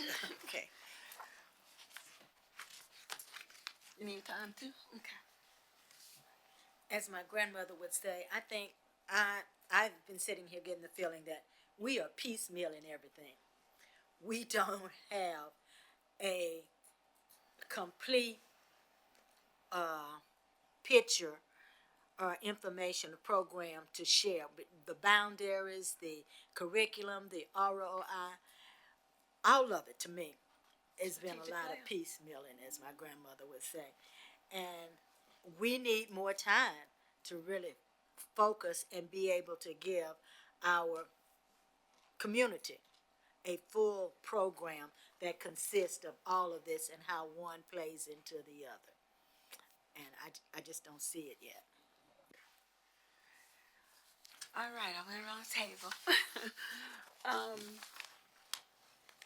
We have two documents that have been prepared for us. It's the Spring ISD Optimization Plan. It's a timeline and an overview with the different phases. And then the administration did an amazing job at taking the questions that were submitted. So it says 25, 26 questions. And actually, I was hoping to go through them. They actually gave us potential dates, like the first one, current funds expected versus total budgeted cost by project. They're thinking they can have that for the March meeting. And so they actually gave us a timeline here. There's a couple where they're asking for some clarity on the questions. And so I was hoping we would have time to go through this, but it's 9:40 and I'm not gonna keep people longer. So without any objection from any of my colleagues, we will table this till March. All right, and so then the other thing is, and I want to thank Ms. Westbrook, because when I talked with her and Dr. Hinojosa about having this meeting, she was excited to have a meeting just focused on finances. She said she loved it. So it looks like we're open the third Tuesday of the month through June. Is there anyone that can't make that? So the first week of the month, we have the work session. The second week, we have the board meeting. And then the third week, we would have this finance workshop, whatever we're going to call it. Committee of the Whole special called session. The third Tuesday, my calendar was open. Except for March, because we have Did we spring book break. something? We have a regular meeting. So in March, it would actually be on the 25th. Because on the 18th, due to spring break, We have to push it out a week. So it would Okay. be on the 25th, if that's. All right, and so I'm looking at February. Yeah, Let me look March at 25th. Okay, I'm open. The team, this team needs to know. Then, yeah, My leadership team. Oh, yeah, no. she wants them to stay. Oh, yeah, no, the leadership team will stay, but I know Ms. McDaniel was saying if the rest of you guys want to, the assistant soups and executive directors that are here. You guys can go. But senior leadership team, we're gonna stay because we need to get our calendars and things. But Good if night, you it's all- been a lot of rain. You guys be careful out on the roads. Thank you. You kept saying they need to stay. I thought you meant that. So does that work for everybody? And I'm hoping that, I'm hoping we can get this budget done with them pennies next month, and then TK won't be losing people, at least by April. Music to my ears. That's my vision. That's what I'm hoping. Okay. So the next one, because of spring break, then March would be the 25th. Correct, Dr. H? And then, April would be the third Tuesday, which is the 15th. May the 20th. Yeah, they're all open for me. The 15th, we have volunteer And June's the appreciation. 24th.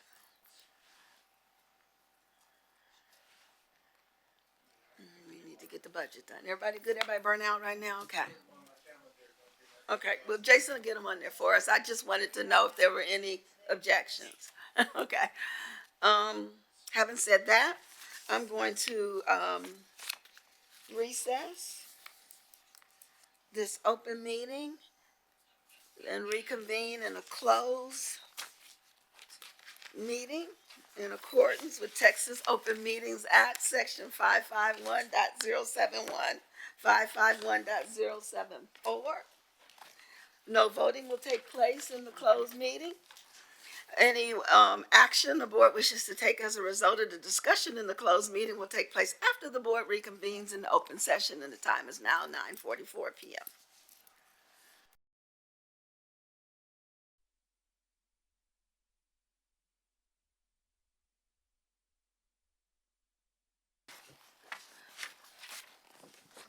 We will now reconvene the special call session for the Spring Independent School District on Tuesday, February 18th. The time is now 10:13 p.m. Are there any motions? Yes, Madam President. I move that the Board of Trustees approve the superintendent's recommendation to accept and execute the settlement agreement regarding TEA docket number 054 LH 12-2024. And I further move that the board rescind its prior action proposing the termination of the 2024 through 2025 employment contract of Rodney Thomas for good cause. Second. There's a motion on the floor made by trustee Newhouse and seconded by trustee Adams. Is there any discussion? Hearing none, all those in favor, please raise your right hand. The motion carries unanimously. Are there any other motions? Hearing none, I'll entertain a motion to adjourn. Madam President, I move that we adjourn the meeting. Second. And moved by trustee Correa and seconded by Dr. Jensen that we adjourn tonight's meeting. Is there any discussion? Hearing none, I'll call for a vote. All those in favor, please raise your right hand. The meeting adjourns at 10:15 p.m. Thank you, everybody. I was shooting for 9 o'clock. We didn't